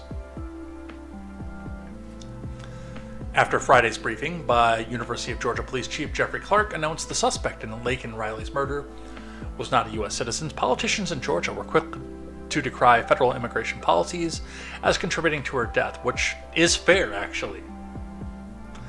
Even though it's not going to do anything for the major election, that is a fair assessment to make of this.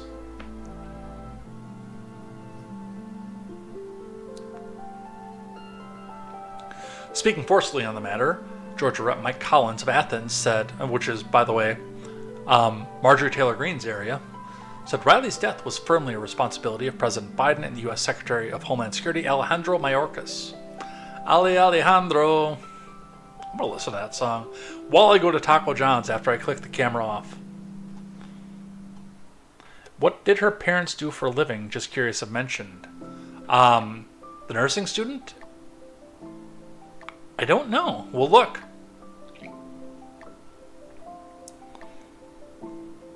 The blood of Laken Riley is on the hands of Biden, Alejandro Mayorkas, and the government of Athens Clark County. The Venezuelan suspect in Laken Riley's murder is one of millions of illegal aliens that the Biden admin has released into this country to be welcomed with open arms by Democrat-run sanctuary jurisdictions, even though Athens is far from that. The man had no business being in America, much less the UGA community, to brutally murder this young American while she was on a run, Collins said in part.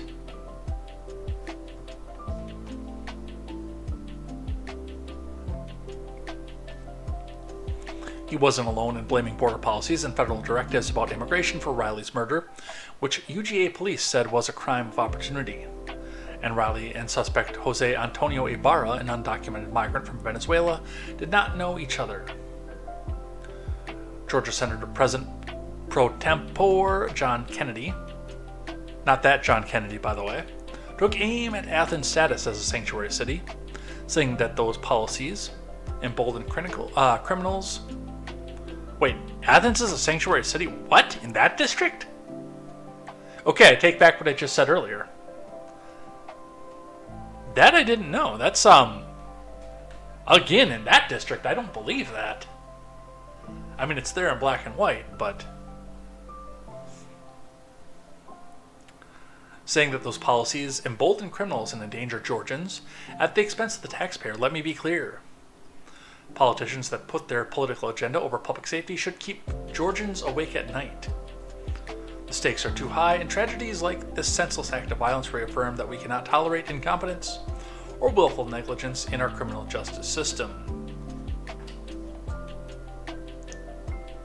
On Saturday morning, Brian Kemp also criticized the president's immigration policies due to Riley's death.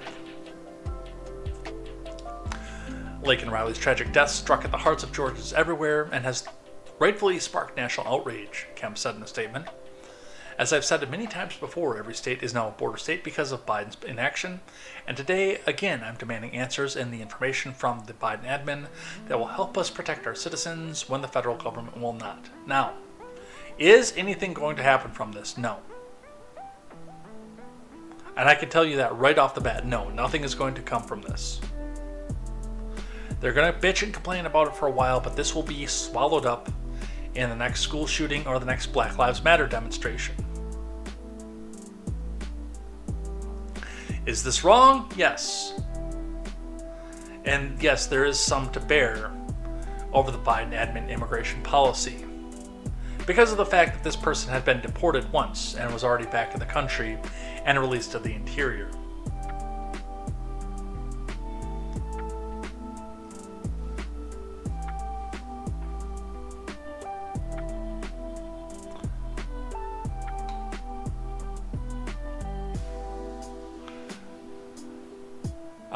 A vigil coming up here.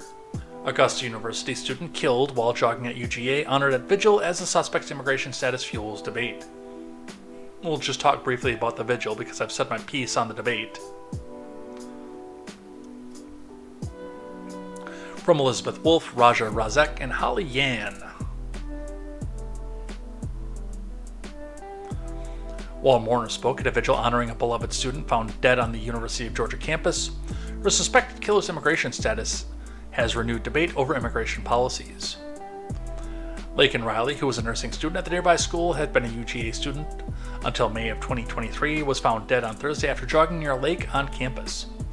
The 22-year-old died from blunt force trauma to the head, according to Athens Clark coroner Sonny Wilson. Yeah, he probably hit her with a bat or something and took her wallet. Arrest affidavits released Monday gave few more details to what authorities say happened to Riley.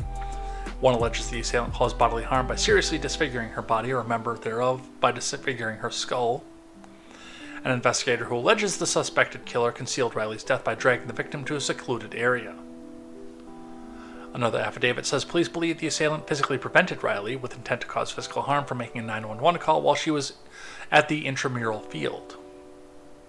The suspect, Jose Ibarra, 26, has since been charged with felony murder, false imprisonment, and kidnapping, and concealing the death of another. Jail records show investigators say there's no evidence Ibarra knew Riley. So, here is why this isn't going to matter.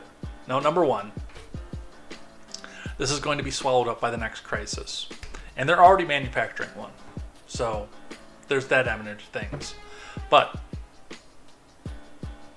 if you try to tell Democrats about what's going to happen, what's happening,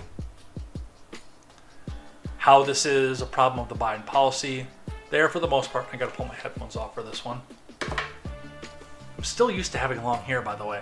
They're going to, if you try to tell them about how this was affected by the Biden policy, they're going to put their fingers in their ears and scream, la la la la la la la la la la la, you're a fucking racist, la la la la la la la, don't say racist things to me. And if Republicans try to take this to independent voters, who would be the deciding factor in a case like this? Then these Democrat activists will come back up and say, are you really going to fall for this evil conspiracy theory? It's a racist conspiracy theory! And I mourn the death for this woman. I do. But I know it's not going to move the political needle as much as it should. That's the worst part, is that it absolutely should.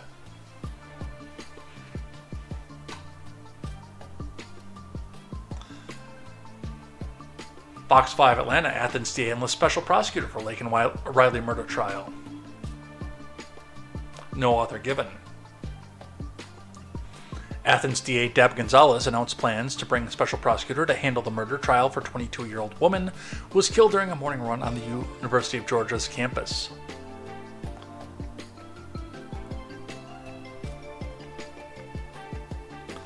While it's little evidence indicating a connection as if they previously knew each other.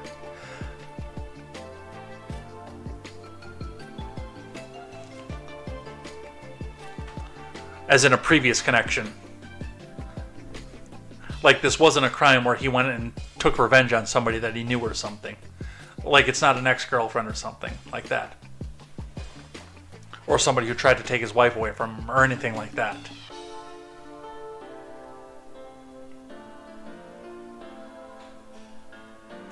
I want to express my gratitude to my colleagues from across Georgia who have supported our circuit during this tragic event at our flagship institution, Gonzalez said in a statement. We will not allow this or any other case to be used for political gain. Our top priority is the safety of every citizen, and we're fully committed to ensuring that justice is served for the loss of every life.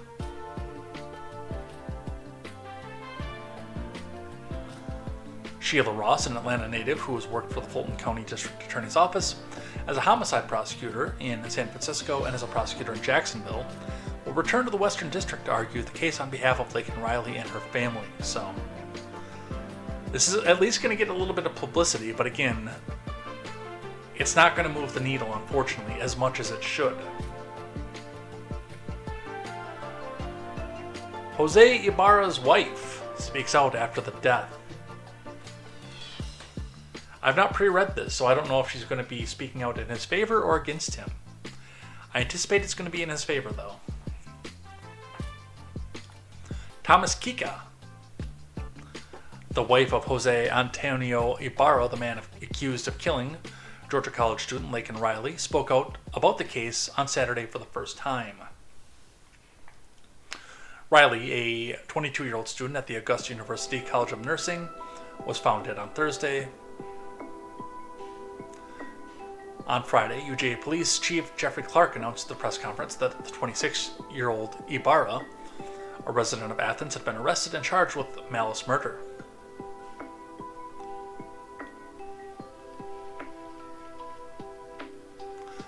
On Saturday, the New York Post spoke to Ibarra's wife, 23-year-old Layling Franco, about their background and her reaction to the charges against her husband.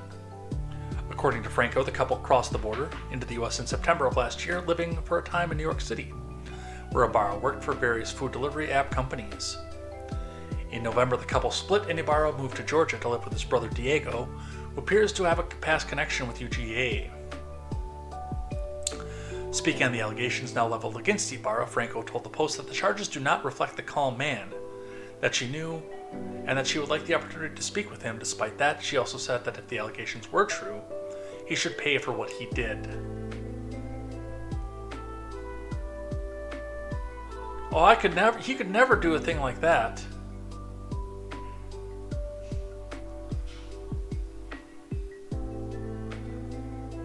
You divorced him for a reason. Yesterday when Jose was arrested, my brother-in-law called me early to say he'd been arrested, Franco said. We got married so we could join our asylum cases. He was the person I thought I could see through. We've known each other for our entire lives. Well, good luck with that. Alright, I got just a little bit more here from NBC4 Washington. Air Force member dies after setting himself on fire outside Israeli embassy in D.C. From Juliana Valencia, News 4 reporter, and the Associated Press. An active duty member of the U.S. Air Force who set himself on fire on Sunday outside the Israeli embassy in D.C. while shouting "Free Palestine" has died, a U.S. official confirmed to NBC News. Yeah, they don't usually survive that. The airman was identified as Aaron Bushnell, 25, of San Antonio.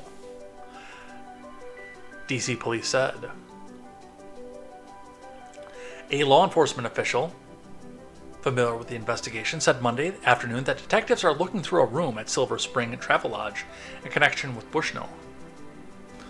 A Montgomery police spokesperson confirmed that they're assisting with the perimeter at the Travelodge in Silver Spring for federal investigation and referred all other inquiries to the U.S. Secret Service. Yeah, only 25. Wearing military fatigues, Bushnell walked up to the embassy on Sunday shortly before 1300 hours and began live streaming on Twitch. Oof. Oh, I bet that was rough. I bet Amazon is having a tough time with that one. Law enforcement officials believe the man started the live stream, set his phone down, and then doused himself in accelerant and ignited the flames, the Associated Press reported. In video obtained by NPC News, the airman calmly walked up to the Israeli embassy and said he was about to engage in an extreme act of protest against what he called an act of genocide against the Palestinian people. The video shows him dumping liquid from a water bottle over his head and then lighting himself on fire. Okay. That is probably one of the most painful ways to go out, especially from yourself. If you can imagine doing that to yourself, you got something else wrong up top, dude. He repeatedly shouted "Free Palestine" and burned for about a minute before he collapsed on the ground. A U.S. Secret Service officer then began to extinguish the fire, the video shows. Joe Routh, the U.S. Secret Service spokesman, said officers had responded to reports of a person experiencing a possible medical or mental health emergency. Well, in this case, I think that's both. Bushnell was taken to a nearby hospital with life-threatening injuries. A U.S. official told NPC News on Monday that the airman succumbed to his injuries and died. In a statement, the Metro Police Department said its officers had responded to the scene outside the Israeli embassy to assist U.S. Secret Service officers, and that its bomb squad had also been called to examine a suspicious vehicle. Police said no hazardous materials were found in the vehicle. The embassy said in a statement to NPC News that the man is unknown. No embassy staff were injured.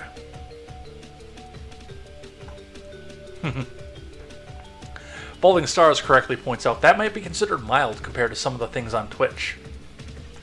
That is a fair point. Thank you, Falling Stars.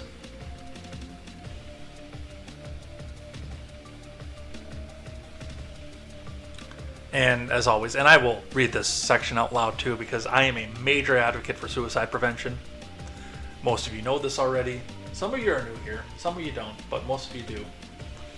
If you or someone you know is in crisis, call or text 988 to reach the Suicide Crisis Lifeline or chat live at 988lifeline.org. You can also visit speakingofsuicide.com/resources for additional support. And do not be afraid to reach out for the American Foundation for Suicide Prevention now. If you are in crisis, 988 first. But if you're having the thoughts and you're not in crisis, reach out to them. They have resources. That is an official endorsement of this channel, by the way. Even though they're not paying me for that. That is an official endorsement. They do wonderful work. And Gino Orlando is a wonderful person.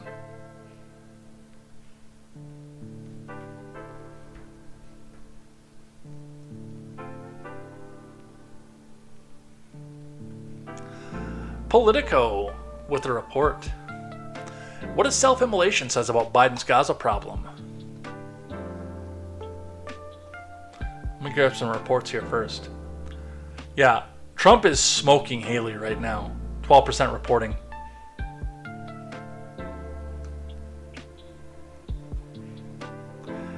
$64.7. He's over 2-1 over at the top of Haley. Only 2% are saying uncommitted.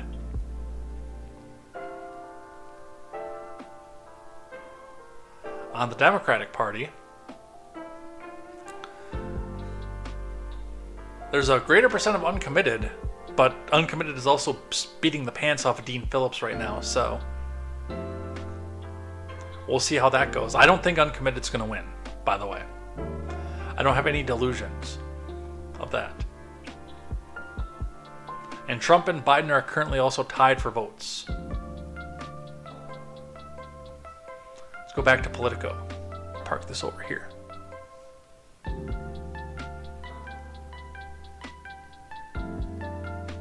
Matt Berg and Alexander Ward reporting, there's no more visceral symbol of a growing displeasure with America's Israel policy than an active duty airman's self-immolation outside Israel's embassy in D.C. The airman doused himself with a flammable substance and screamed "Free Palestine," adding that he no longer wanted to be complicit in genocide. Okay, taking the AWOL charge was probably easier than lighting yourself on fire. The airman died on Sunday from his injuries. Like, I know that the charge of going AWOL sucks, but that's still got to be easier than burning to death, literally.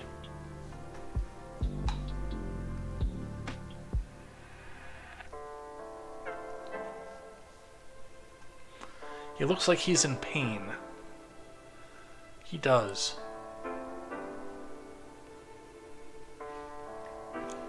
This, of course, was one person's action, and the airman's views don't necessarily reflect those others criticizing the Biden admin over its handling of the war, but the self-immolation is an escalation of the anger from within the government, which until now manifested itself in resignations and hastily called group meetings. The dramatic moment comes at a precarious time for Biden, when he's making increasingly strong statements against Israel's approach in Gaza. Those aren't necessarily keeping up with the anger being felt by some of his key constituents. Well, and again, this is one person who lost it and went fucking nuts. This does not speak for the entire movement. And the Daily Wire, this is an opinion piece by Shapiro himself. So do take this with a grain of salt, but even comes out and says the left-turned disturbed anarchist who set himself on fire into a hero. The views expressed in this, which we can only read a little bit of because, you know, shekels.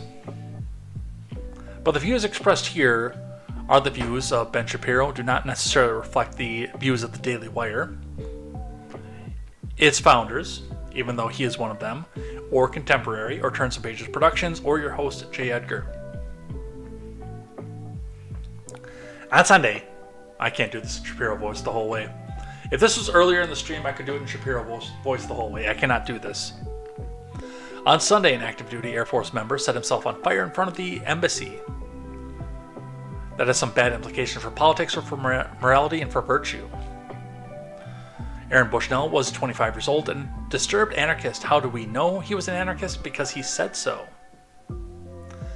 This should raise some serious questions about how he actually screened for the American military. The simple fact of the matter is that the standards for the American military have been dropping pretty radically.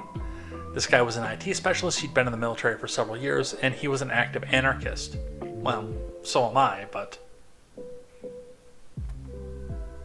I would not douse myself in flames to protest the war. The military has been targeting so-called white supremacy in the military. If you're a conservative in the military and you're open about it, that may call into question your loyalty to the U.S. military. But apparently you can be a radical anarchist publicly, and that has no implications whatsoever for your military service. Apparently you can also be a disturbed person, because it turns out you have to be disturbed to set yourself on fire in front of the Israeli embassy to protest a non-existent genocide, which is what this person did. And Ben Shapiro's bias is showing in this one too.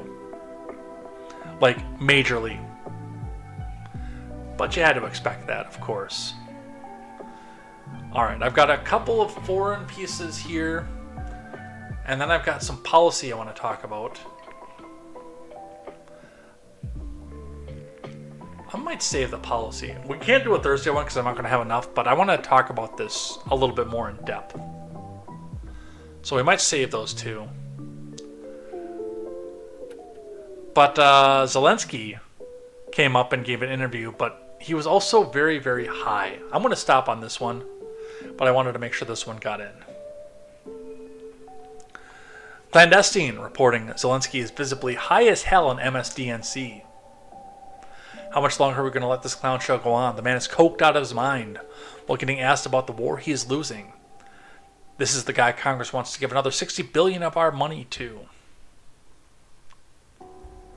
Mr. President, I just returned from several areas along the front line in the south and in the east, and soldiers there told me they have to ration their ammunition. They don't have enough weapons to advance. They can only defend themselves. In some cases, they're losing territory. What happens to your country if this American aid doesn't arrive? We will lose a lot of people. We will lose territories. Mr. President, Dude, he is just fucking returned from poked several up. areas along the front line in the south and in the east, and soldiers. $60 billion more, folks. Yeah, I'm going to save these two policy ones. I don't know how I want to do a policy stream, but I do want to talk more on policy, especially when we've got two very, very good articles here. Thank you to Eugene Bong in the Discord for supplying the one about the free speech. I'll decide how I want to do that later on in the week, because I can't always do a Thursday show. But we got to do things I like and things that I hate before we do anything else. So let's get that started and we can head out of here for the night. It's getting to be about that time. Yeah, let's give that guy $60 billion more. All right. When we close out the show on every Tuesday night, we go over one of the rules of acquisition.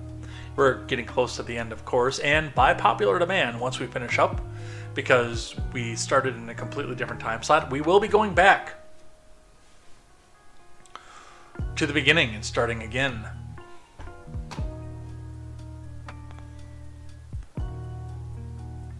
So last week we looked at the 267th rule of acquisition, if you believe it, they believe it, talking about how to make sure that your salesmanship is honest enough, or you are devious enough, whichever goes first, to make sure that you believe what you're saying to the customer so your customer will believe it. We move on to the 272nd rule of acquisition, skipping 5 because they are not in alpha or beta canon. And something that should be a given, always inspect the merchandise before making a deal. Look, if somebody throws something back in your face and expects their money back, we go directly against the first rule of acquisition. Once you have their money, you never give it back, but you've also got to make sure that they're not going to try to get their money back. Conversely, you also want to make sure that the money that you give is going to be used on something you can turn around and make profit on. So, if you're the seller, make sure that you're giving enough of a quality product that will get the person far enough away, at the very least, but you want to give a good quality product regardless, that this person is not going to turn around and try to destroy your ability to make profit or get their money back. And if you are the receiver of the product, of course, in the making the deal, you want to make sure that the product is in good order, that you can turn around and use it as a tool or as a resale to go and make profit. This should be a given, always. Inspect the merchandise before making a deal in both directions, of course. All right, let's do a couple things I like and a few things that I hate. Things that I like today. The Hollywood Reporter, something I don't typically read from here because, well, I don't really give a goddamn about Hollywood. There's one person in the movie industry that I care about, and it's because he's the husband of a very, very good friend of the show. I'm not going to disclose who he is and who she is because, well, she has disclosed it, but I'm not going to put that out there. But ABC to face trial over General Hospital firings tied to COVID-19 vaccine mandates. And they should. 100%. Winston Cho briefly reporting. ABC must face religious discrimination claims from 2 former General Hospital crew members who sued the network after they were fired for refusing the Pinko Pox Holy Jab, marking one of the first rulings to clear the way for trial over terminations caused by blanket vaccine mandates widely imposed by studios amid the commie coup.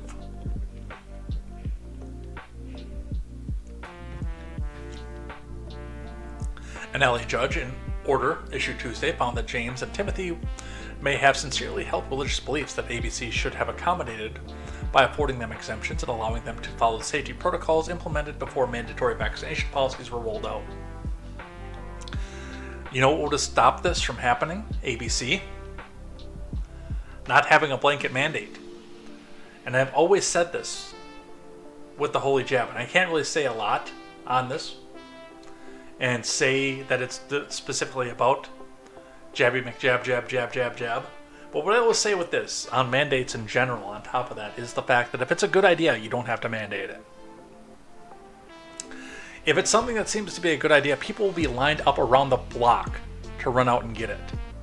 And a lot of people did run. Oh, come on, man! Go where am I, Jill? A lot of people did line up around the block to get this thing, and that in and of itself should have sold the efficacy of it. Now, there are things that we can't talk about on YouTube about Jabby McJab, jab, jab. But a lot of people wanted it, and the people that wanted it went out and got it. And I can't say much more than that, but a lot of people went out and got this thing. There should have been no reason for a mandate. So, ABC, you kind of brought this one on yourself. In other news, you remember how they tell us that we're respected on the world stage? The adults are back in charge, and people mocked the Biden or the Trump admin, but they respect the Biden admin. A parody of Mahatma Gandhi, which is at Gandhi AOC on X, gives us a video from End Wokeness of Italian TV airing a skit mocking Joe Biden's cognitive decline. And by the way, there's a second one after this. I don't have it on the stack for today, but I saw it earlier. There is a second one after this. But let's watch us being respected on the world stage. Buonasera Presidente Biden. Presidente. Good evening, Mr. President Biden. President. Here we are, Presidente Biden. Qui. Here? Yes. Good evening. Buonasera. Yes. Yes. Eh? I said to the President of Israel, Sì.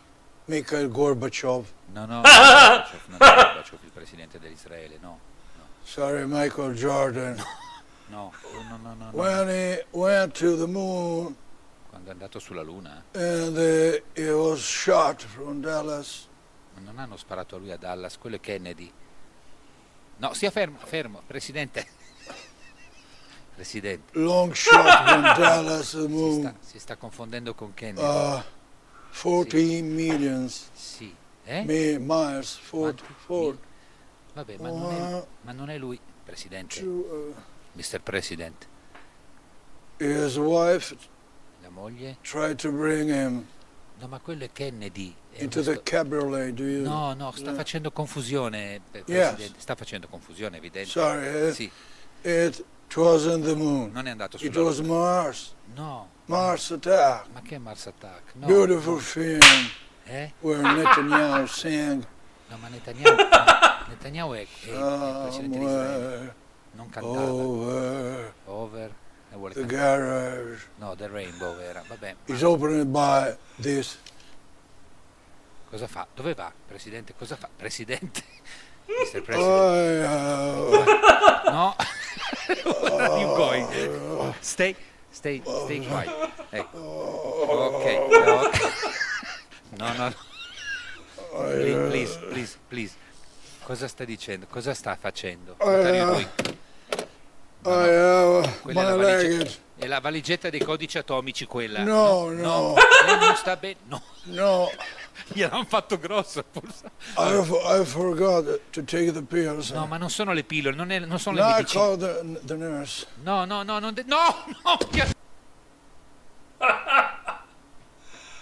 I hadn't watched this prior to that. That was great. We are totally respected on the world stage, folks.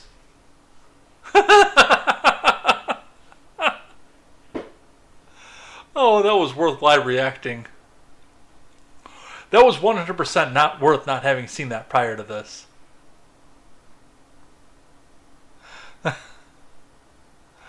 Oh, that was fantastic. Yeah, we're 100% respected on the world stage. More in things that I like. Mercedes-Benz ditches plan to sell only EVs by 2030. Jordan Hart reporting briefly for Insider. It looks like Mercedes won't live up to its goal to be an all-electric by 2030. In 2021, the German car maker announced plans to sell only electric vehicles where market conditions allow by 2030. And now it seems that market conditions aren't going to allow that. In its fourth quarter statement released Thursday, the company said it would allow customers' demands to set the pace for how much of its fleet will be electric or gas.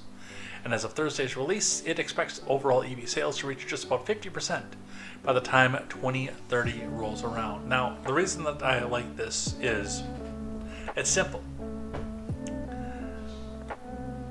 Because this is what businesses should be doing. Not trying to come up and virtue signal or use government mandates as an excuse to why they fail or anything else like that. The market will determine when it's time to be all EV, or even if you do go all EV. For now, and this is what Ford is figuring out, this is what Mercedes is figuring out, this is what a host of other manufacturers are figuring out right now. In fact, the only company that can successfully stay as an all EV fleet is Tesla, because that's what they started out to be, as an EV fleet. People, if they want want a Tesla, they pretty much already want an EV to begin with.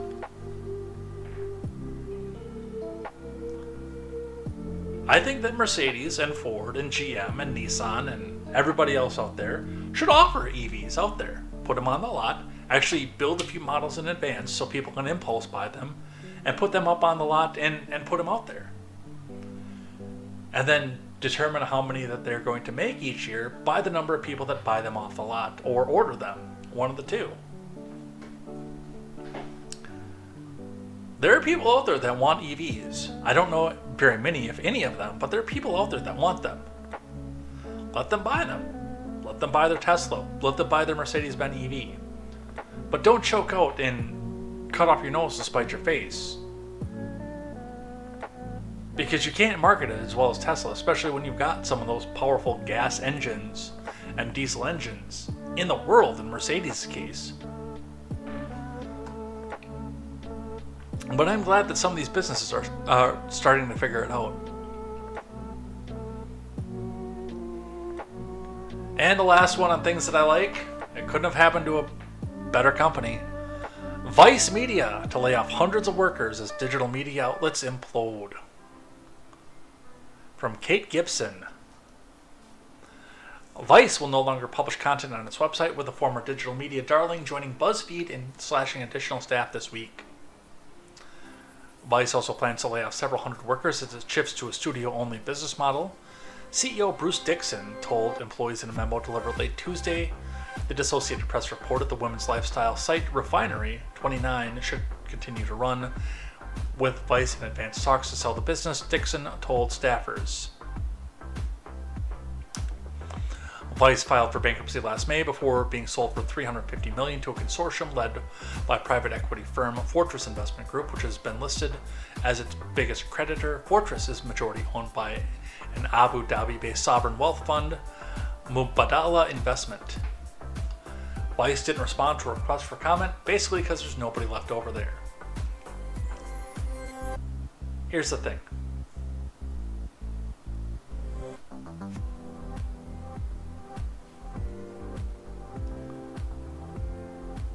Vice, if they would have stayed with what they were in, BuzzFeed had the same problem. If they would have stayed with what they were from the start, quirky, stupid little celebrity panels and How I Met Your Mother character are you and things like that, they would actually probably still be thriving. One of the biggest problems with this politics is all of our entertainment media source, and I'm sitting here complaining about this while doing this in front of you guys, is that you can only have so much out there of, I hate Donald Trump is the worst thing in the world, and every Republican is evil this and evil that. It's the same thing with trying to put out a news show up against Timcast and a host of other people who are running at the exact same time. It's the fact that, number one, people are getting burned out by all this, and number two, it is a crowded, flooded market. Now, Jon Stewart and John Oliver and Steve Carell, or not Steve Carell, what's the other one? Colbert, not Carell. They can all get away with this because they've got millions of dollars of network behind them, still pushing to keep their agendas out there. But some of these stars have had to come back out and figure out that they can't just do this overtly and over and over and over again and expect it all to work. Saturday Night Live has moved away from its political commentary somewhat. When's the last time you heard something stupid out of Kimmel at this point? There's a reason this is failing. It's because people are getting tired of it. I mean, there's a reason that it's hard to keep this channel up, but I still put it up there because of the fact that it's an outlet for me, because so much of the stuff pisses me off. I don't make any qualms or any expectations that I'm going to retire from contemporary. I do this mostly for fun. If you guys would like to pay me a little bit, the options are there. Although I shut my PayPal down because they were fascistic. But you guys, if you use your Prime sub over on Twitch, or if you throw a couple bucks in Rumble, that helps me out. But I do this mostly for fun.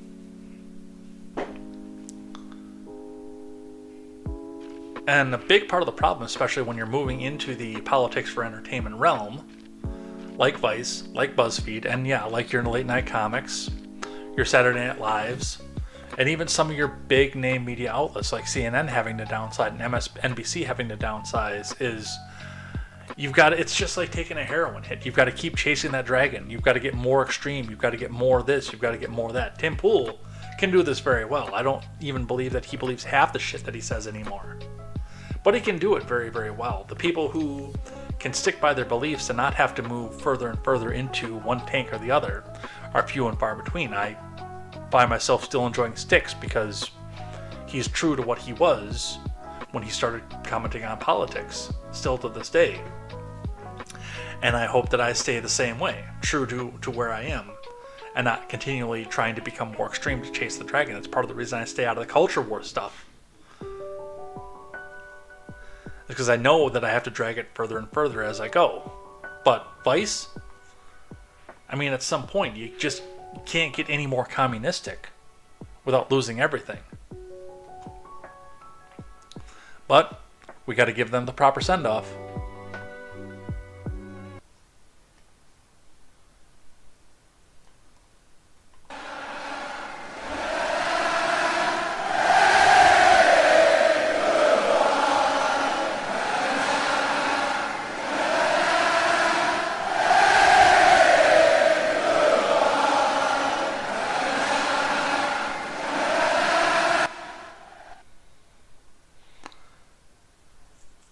You know, the people who watch us on Instagram can't hear that.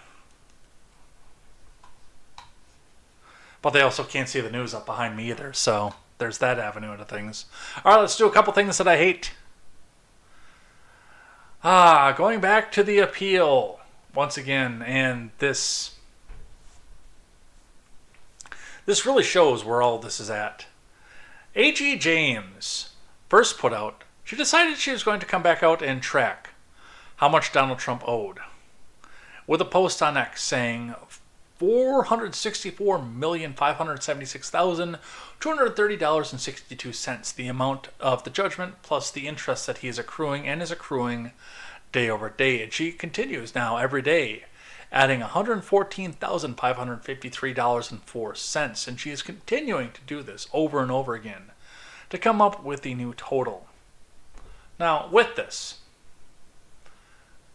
I mean, this is coming out and essentially showing us the fact that this woman is doing this for political reasons to try to drain the coffers. And, I mean, even the most ardent supporters of her are coming out admitting that they stretch the law because they wanted to go after the Orange Man. They're not making a secret out of any of this at this point. But this is what they do. Like, this is 1930s level Germany stuff right here. Use the powers of the state against your political enemies. Which, by the way, if you've not read the law that concerns how they went after Trump, it is in the Discord. I encourage you to read it. It's only half a page. It's very short. It's technically illegal what they did to him, but it's a stretch. But the reason I put this up is also this website from Midas Touch is now called TrumpDebtCounter.com, in which they have an up to the second ticker of how much the interest accrues. Midas Touch, of course, on X and on various other platforms, being a notably full-out TDS, hateful, anti-Trump website and news clicker. Look, here's the thing. When you're doing something like this, and I actually had to go ahead and delete a post out of the Discord because it was going too far. And please don't put racial slurs in safe for work channels. I have not safe for work channels, that you're free to do that in those. Please do not put it in safe for work channels. But what I had posted when I put this in here is, may I never be so miserable in my life that all that I do is sit here and make websites about somebody that I hate. May I go out and touch grass before I get to this point. Because this is just sad.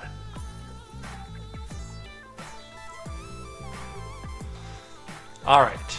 Couple more things that I hate. Lindsey Graham! Where's the Mogwai? Lindsey Graham! Lindsey Graham says the last thing Republicans want to do is shut down fertility clinics and limit access to legal birth control. As you can see, I bookmarked this tweet, and we'll listen to this, and I'll tell you why. But let's first listen to the Mogwai's roommate, Lindsey Graham. The last thing we'll do is shut down a fertility clinic to have a child that you desperately want, and the last thing we'll ever do is try to outlaw birth control. So when Hillary Clinton talks about that, that tells me they've run out of things to say about their own agenda. It's BS, and it's not going to work. The last thing we'll do... See, I bookmarked this because we're going to get to the point. It's probably going to be maybe 2 or 3 weeks before Election Day, so sometime in mid-October. We might call this an October surprise. That there will be an announcement that there's new legislation. And it's probably going to come from this guy right here, who has mysteriously never been married, from South Carolina. That, hey, if we get the presidency again, we're going to make him go sign this new bill that we came up with that outlaws IVF and legal birth control. You know how I know that he's going to do that? Why I believe he's going to do that? It's because it's what he did right before the midterms in 2022. Now that Roe is over, we're going to circulate a bill that outlaws abortion nationwide. 2 weeks before people went to the polls to vote. Bet me. Bet me he does that again. Bet me. If Trump is in the lead in polls, or they haven't brokered him out of the convention yet, bet me. 2 weeks before Election Day.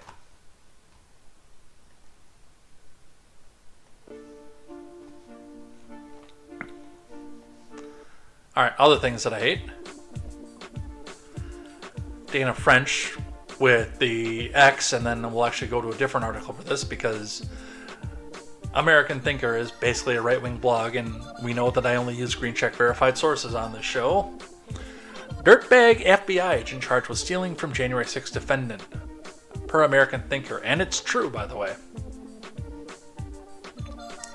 ABC 13 Eyewitness News out of Houston, Texas says Houston college student sentenced for January 6th Capitol riot says FBI agent stole from him. I think they call that civil asset forfeiture. I'm joking, of course. A Houston college student sentenced for his role in the January 6th Selfie Fest is one of the alleged victims of an FBI agent who was indicted for theft. Alexander Fan was sentenced to 12 months probation, so not a fine, not sitting in jail, probation for abusing his office, for trespass during a sentencing hearing on Friday. His attorney, Mark Daring, said he pled guilty and expressed genuine remorse in a statement to the court. Bet you he kept his job, too. Van's home was searched after his arrest in June 2023. Court records filed ahead of the hearing state the next day Van reported to the FBI that some items, including cash and silver bars, which should put him behind bars, by the way, because that is a gross felony theft. They don't say how much cash, but if he's taking silver bars, he's taking a good chunk of change.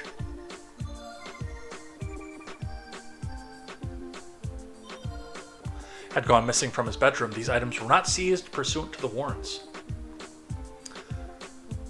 Daring said the loss was several $1,000s, and his client never expected his report to materialize. He was under the assumption, well, that was the last he'd hear from them, Daring said.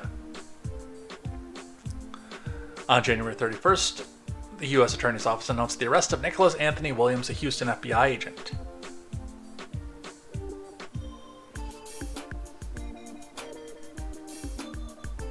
Okay, so I had this completely wrong, by the way.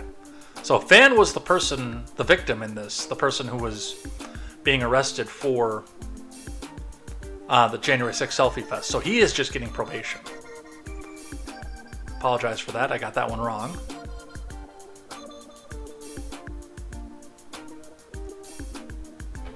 It's commendable the agency took the lead and took my client's allegations seriously, Daring said. According to the charges, Williams took money and property from multiple homes while executing search warrants on March 2022 to July 2023. He's also accused of stealing FBI cell phones and lying about charges on his government-issued credit card. In response, Williams' defense attorney, Chip Lewis, told ABC 13, Nick has cooperated with authorities from the outset of this investigation and will continue to do so. Prosecutors did not disclose the number of victims or how much more was stolen during the searches. The indictment states Williams allegedly converted the money or property to his personal use. Laundering. So, and I don't know why, but this particular article is also lagging my computer, so we're going to get rid of that one here. Alright. Couple more things that I hate, and these will be quick ones. So, Kid Rock was just on Rogan, and I'm probably still going to listen to it, even though this article pissed me off so much. But I want to just tell you why this pissed me off. Kid Rock explains how he would get hostages released from Hamas. From the Daily Wire News, Kid Rock said during his podcast last week that Israel could get their citizens taken hostage by Hamas returned if they play by the terrorist rules and target civilians. Kid Rock, whose real name is Robert Ritchie, said the remarks during an appearance on Rogan while talking about the situation in the Middle East following the October 7th terror attack by the Iranian-backed Hamas terrorist organization. Well, the only wars we won were fucking ones where we were just the most brutal motherfuckers on the planet, Ritchie said. Which I don't agree with what Israel's doing. It's like, they should just go in there and be like, you know what? We want our hostages back. If we don't have them back, clock starts right now in fucking 24 hours. We're gonna start bombing motherfuckers and killing fucking civilians 40,000 fucking times. So your civilians better fucking pack up and fucking get out of these fucking motherfuckers. And you'll go against Hamas, you fucking go against them. We're not playing fucking games with you. Rogan repeatedly pushed back on Ritchie's idea, saying civilians are not armed, and that would constitute a war crime, which, I mean, so did dropping of the bomb. That's the only thing people understand, Ritchie said. That's what happened in Nagasaki and Hiroshima. Boom, just wiped out. They're like, oh yes, we don't have the Supreme Leader anymore. We just don't know you had such a big bomb. The problem is that's what Israel's been doing. It's part of the reason that they're losing the optics war at this point. They're being that brutal. They're being that horrific. I mean, they're not dropping a nuclear bomb on it. But they are being that brutal right now. And it's not doing anything.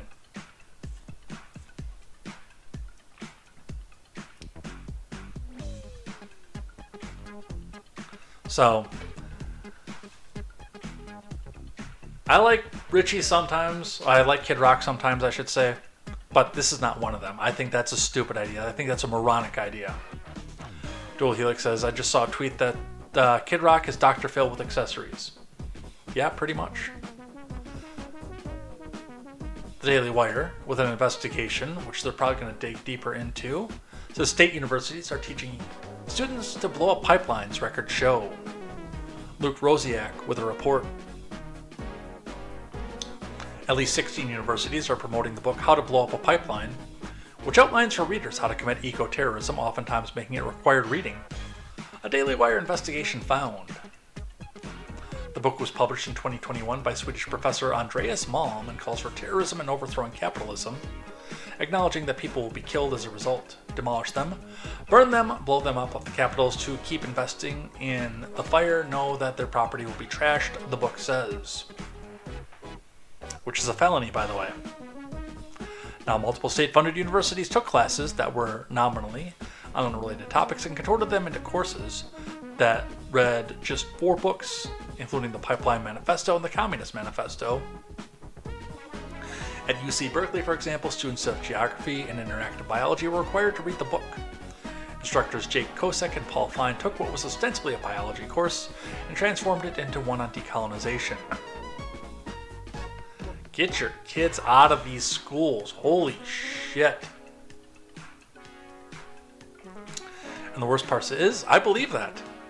Because they were doing that all the way back in 2002 when I went and realized that college wasn't for me. After seeing some of that. And speaking of things that are unrelated, Biden admin worried about environmental disaster caused by Houthis.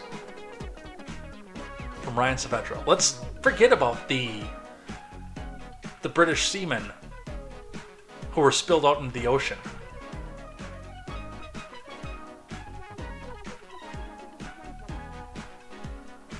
And those lives. And let's just focus on the environmental disaster. The Biden admin said late this week that they were concerned about the environmental fallout from a Houthi terrorist attack around the Arabian Peninsula. The remarks from the admin come as the Islamic terrorist group has launched dozens of attacks against merchant ships over the last few months that have led to disruptions in shipping lanes in the Red Sea. The disruptions have forced many ships to reroute their travel around the southern tip, adding weeks to their voyages and additional fuel, and each ship, thus leading to a disruption in supply chains and added inflation. Plus, the lives lost. Let's not talk about that. We are lost, folks. We are lost. I'm convinced of that more and more every day. Alright, I'm blackpilled. That must mean it's the end of the show.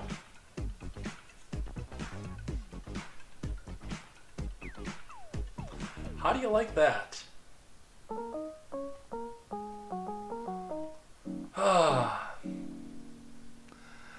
I say this is a healthy outlet to me, and I always feel so depressed by the end of things that I hate.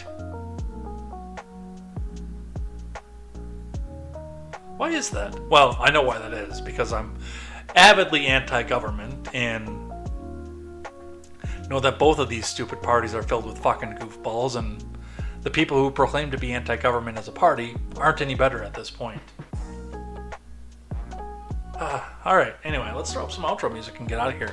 Hey, maybe we'll throw up a little bit of a competing music together and trigger our friend Yujing Bong a little bit more. I don't think he's even here right now.